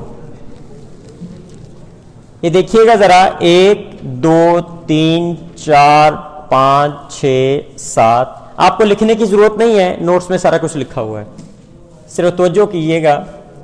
8 9 10 11 12 13 14.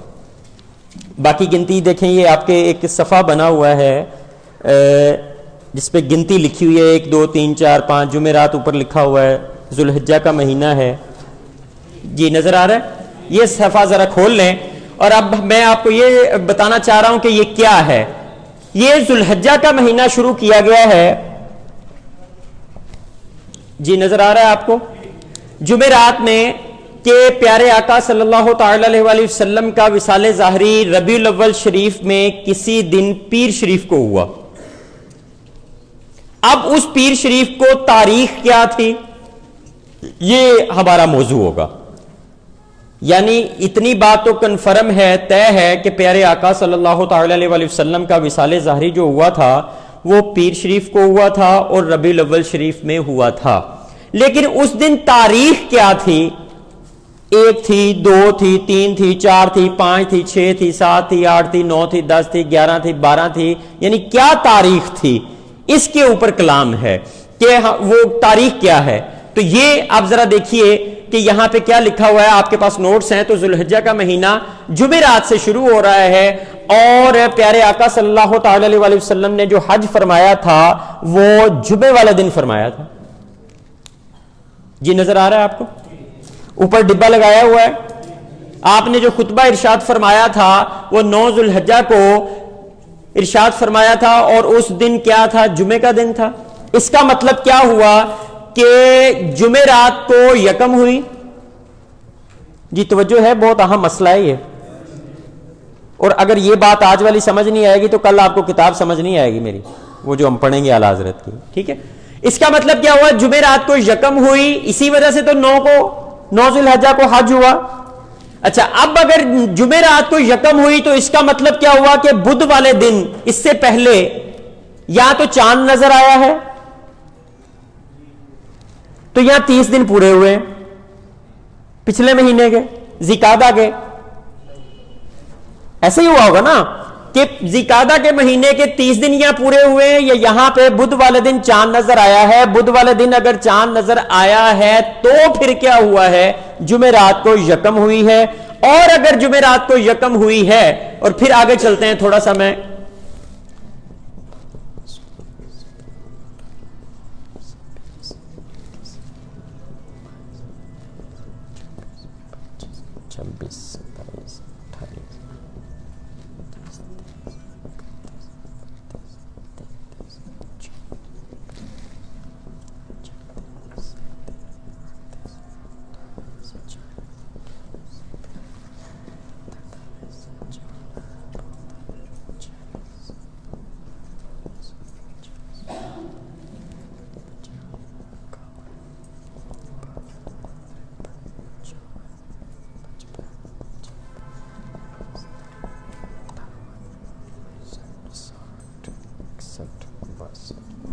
اس طرح گنتی چیک کرتے جائیے گا کہیں غلطی نہ ہو جائے.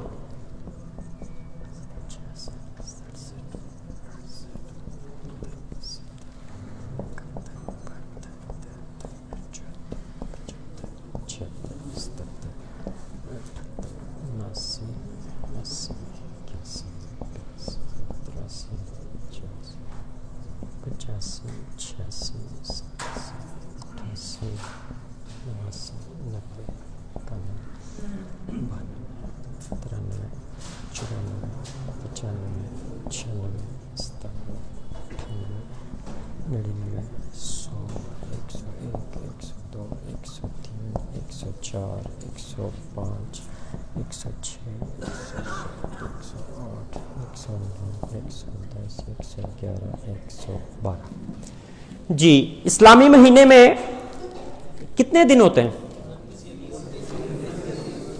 29 یا 30 ہوتے ہیں. صرف 5 منٹ کا جو ہے پھر انشاءاللہ ہم دعا کرتے ہیں, ٹھیک ہے نا. یہ ذرا سمجھ لیں, اہم معاملہ ہے.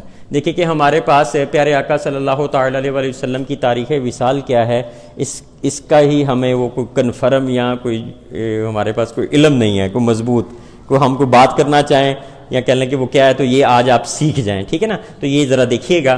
تو اسلامی یعنی یہ ذوالحجہ کا مہینہ ہو گیا. یہاں تک گنتی میں نے اس وجہ سے لکھی کہ مہینے جو آئیں گے ربیع الاول شریف تک, ایک تو ذوالحجہ کا مہینہ آئے گا, پھر کون سا آئے گا؟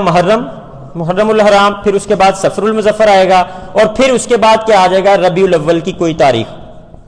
تو 3 مہینوں میں اگر یعنی پیر شریف کو آپ کا وصال ظاہری ہے تو اس کا مطلب ہے ان کسی تاریخوں میں آپ کا وصال مبارک ہوا, آپ نے پردہ فرمایا. ایسے ہی ہے جی. اب ذرا دیکھتے ہیں کہ اگر یہاں پہ جمعرات کو یکم ہے, یہ تو کنفرم ہے کہ یکم ہے چونکہ 9 کو حج ہوا اور اس دن جمعہ تھا. اب اس کے بعد کیا ممکن ہے کہ تینوں مہینے فرض کر لیتے ہیں کہ 29 کے ہو جائیں. اگر تینوں مہینے 29 کے ہو جائیں تو ان تینوں کو آپ جمع کریں گے تو کتنے دن بنتے ہیں؟ دیکھیں نیچے لکھے ہوئے ہیں 87 دن بنتے ہیں. تو اگر 87 دن بنیں گے تو اس کا مطلب کیا ہوا؟ 88واں دن جو ہے یہ یکم ہے, اور یہاں پہ 2 آ جائے گی, نظر آ رہی ہے. تو یہ دیکھیں پیر شریف کو 2 تاریخ بنے گی یا 9 تاریخ بنے گی یا پھر کیا لکھا ہوا ہے 16 تاریخ بنے گی, یعنی 2, 9 یا 16 تاریخ. اگر بالفرض ان میں سے تینوں میں سے ایک مہینہ 29 کا رہنے دیتے ہیں اور 2 30 کے کر لیتے ہیں, بلکہ 2 29 کے رہنے دیتے ہیں, ایک 30 کا کر لیتے ہیں, کوئی سے بھی, تو پھر 88 دن بن جائیں گے. جب 88 دن بن جائیں گے تو اس کا مطلب کیا ہوا کہ 88 پہ تو مہینہ پورا ہو رہے ہیں, 3 مہینے پورے ہو رہے ہیں. تو یہاں پہ کیا آ جائے گی؟ یکم آ جائے گی. پھر یہاں پہ 8 ہوگی یا یہاں پہ 15 ہوگی, یعنی پھر متوقع تاریخیں کیا بن جاتی ہیں؟ 1, 8 اور 15. تیسری ممکنہ صورت کیا ہے کہ 1 29 کا اور 2 30 کے. پھر دنوں کی تعداد کیا بن جائے گی؟ 89. تو اس کا مطلب کیا ہوگا کہ 89 پہ تو ابھی صفر المظفر ختم ہوگا ہمارے پاس, تو یہاں پہ یکم آئے گی. تو 1 2 3 4 5 6 7 7 14 اور 21, 7 14 اور 21 متوقع تاریخیں ہیں. اور پھر کیا ہے ہمارے پاس چوتھی ممکنہ صورت کیا ہے کہ تینوں مہینے جو ہیں وہ کتنے کے ہو جائیں؟ 30 کے ہو جائیں. تو پھر 90 پہ مہینہ پورا ہوگا, اور اگر جب 90 پہ پورا ہوگا تو اس کا مطلب کیا ہے کہ 51واں دن جو ہے وہ ہمارا یکم ہو گیا, اور پھر یہاں پہ ہمارے پاس 6 تاریخ آ جائے گی, یا ہمارے پاس 13 تاریخ ہوگی, یا ہمارے پاس 20 تاریخ ہوگی. اب ہمارے پاس جو روایات ملتی ہیں ان میں بہت زیادہ روایات ایسی ہیں جن میں لکھا ہوا ہے, معتبر کہہ لیں, اتھینٹک کہہ لیں, کہ جن میں لکھا ہوا ہے کہ پیارے آقا صلی اللہ تعالی علیہ وسلم نے وصال ظاہری جو فرمایا ہے وہ 12 ربیع الاول شریف کو فرمایا ہے.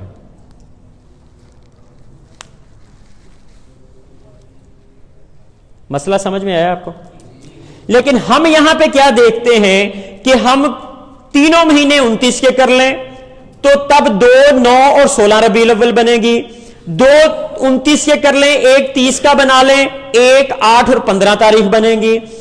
ایک 29 کے 2 30 کے بنا لیں تو 7 14 اور 21 بنے گی, تینوں 30 کے کر لیں تو 90 دن ہوں گے, 6 13 اور 20 تاریخ بنے گی. کسی بھی طرح 12 ربیع الاول نہیں بنتی. اس میں سبحان اللہ کہنے والی. اب آگے سنیے نا ذرا. اب کچھ لوگوں نے اسی طرح حساب کیا جس طرح ہم یہ حساب کر رہے ہیں. کچھ لوگوں نے اسی طرح حساب کیا جس طرح کہ ہم یہ کر رہے ہیں, اور انہوں نے کہا کہ 12 ربیع الاول نہیں آتی. اب یا تو یہ تاریخ جو ہے 2 ہے یا 1 ہے.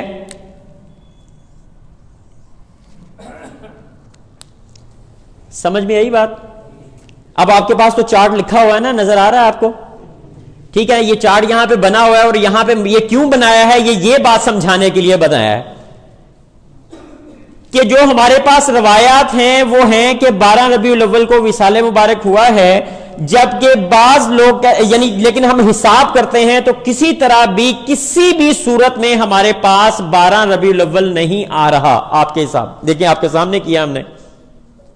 ٹھیک ہے, اب کچھ لوگوں نے کہا کہ نہیں, یہ یا تو 2 ربیع الاول تاریخ ہے اور یا 1 ہے. غلطی سے یعنی کہہ لیں کہ کوئی مس پرنٹنگ ہو گئی, یا لکھنے میں کوئی غلطی ہوئی, یا کتابت کی ہوئی, یا سمجھنے میں ہوئی, تو یہ یا تو یہ 2 ہے یا 1 ہے, یہ 12 نہیں ہے. تو انہوں نے کیا کیا, 1 اور 2 ربیع الاول کے قول جو ہے وہ کرنے شروع کر دیے, کہنے شروع کر دیے. جب یہ مسئلہ کہ تاریخ وصال جو ہے وہ کیا ہے, حتمی کیا ہے, اتھینٹک کیا ہے, یہ جو مسئلہ میں نے آپ کے سامنے بیان کیا, تو پھر امام اہل سنت نے اس کے جواب میں کہہ لیں کہ ایک کتاب تحریر فرمائی جس کا نام نطق الہلال ہے. کل انشاءاللہ عز و جل ہم پڑھیں گے, یہاں سٹال پہ دستیاب ہے, آپ اس کو لے کر ذرا 2 3 4 مرتبہ پڑھ کے رائیں اور سمجھنے کی کوشش کریں اس میں کیا لکھا ہے. اب اس میں کیا لکھا ہے, امام اہل سنت فرماتے ہیں کہ جو وصال ظاہری ہے یہ 12 ربیع الاول شریف کو ہی ہے, 1 اور 2 کو ہونا محال اور ناممکن ہے.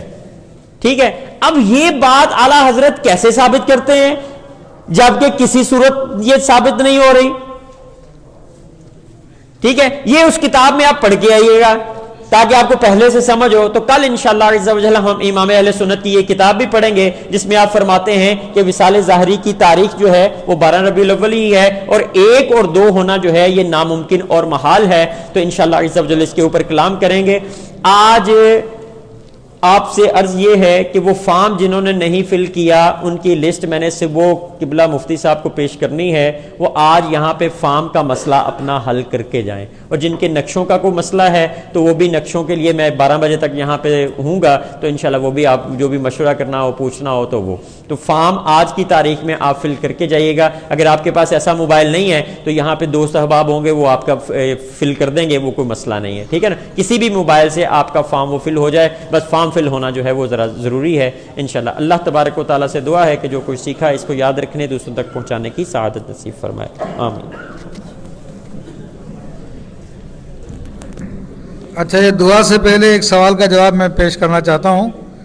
سوال یہ کیا کہ قرآن و حدیث سے تو واضح ہوا کہ زمین ساکن ہے اور قرآن پر ایمان بھی فرض, تو اب ایک مسلمان جب سائنس پڑھتا ہے تو کس طرح اپنا عقیدہ محفوظ رکھے, یا کس طرح اپنا معاملہ رکھے کہ پڑھنا تو بہرحال سے ہے.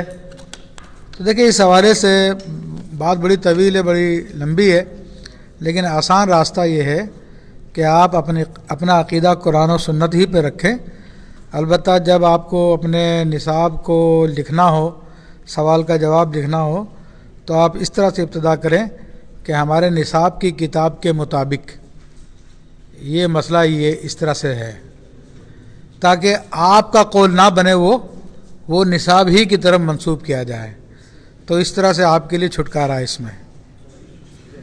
الحمدللہ رب العالمین والصلاة والسلام علی سید الانبیاء والمرسلین وعلی آلہ واصحابہ وآل بیتہ وذریاتہ اجمعین والعاقبۃ للمتقین. اللهم ربنا آتنا في الدنيا حسنة وفي الآخرة حسنة وقنا عذاب النار. اللهم أعنا على ذكرك وشكرك وحسن عبادتك وتلاوة القرآن. اللهم إنا نسألك علما نافعا وعملا صالحا ورزقا واسعا وشفاء من كل داء وأولادا صالحين بالعافية والخير.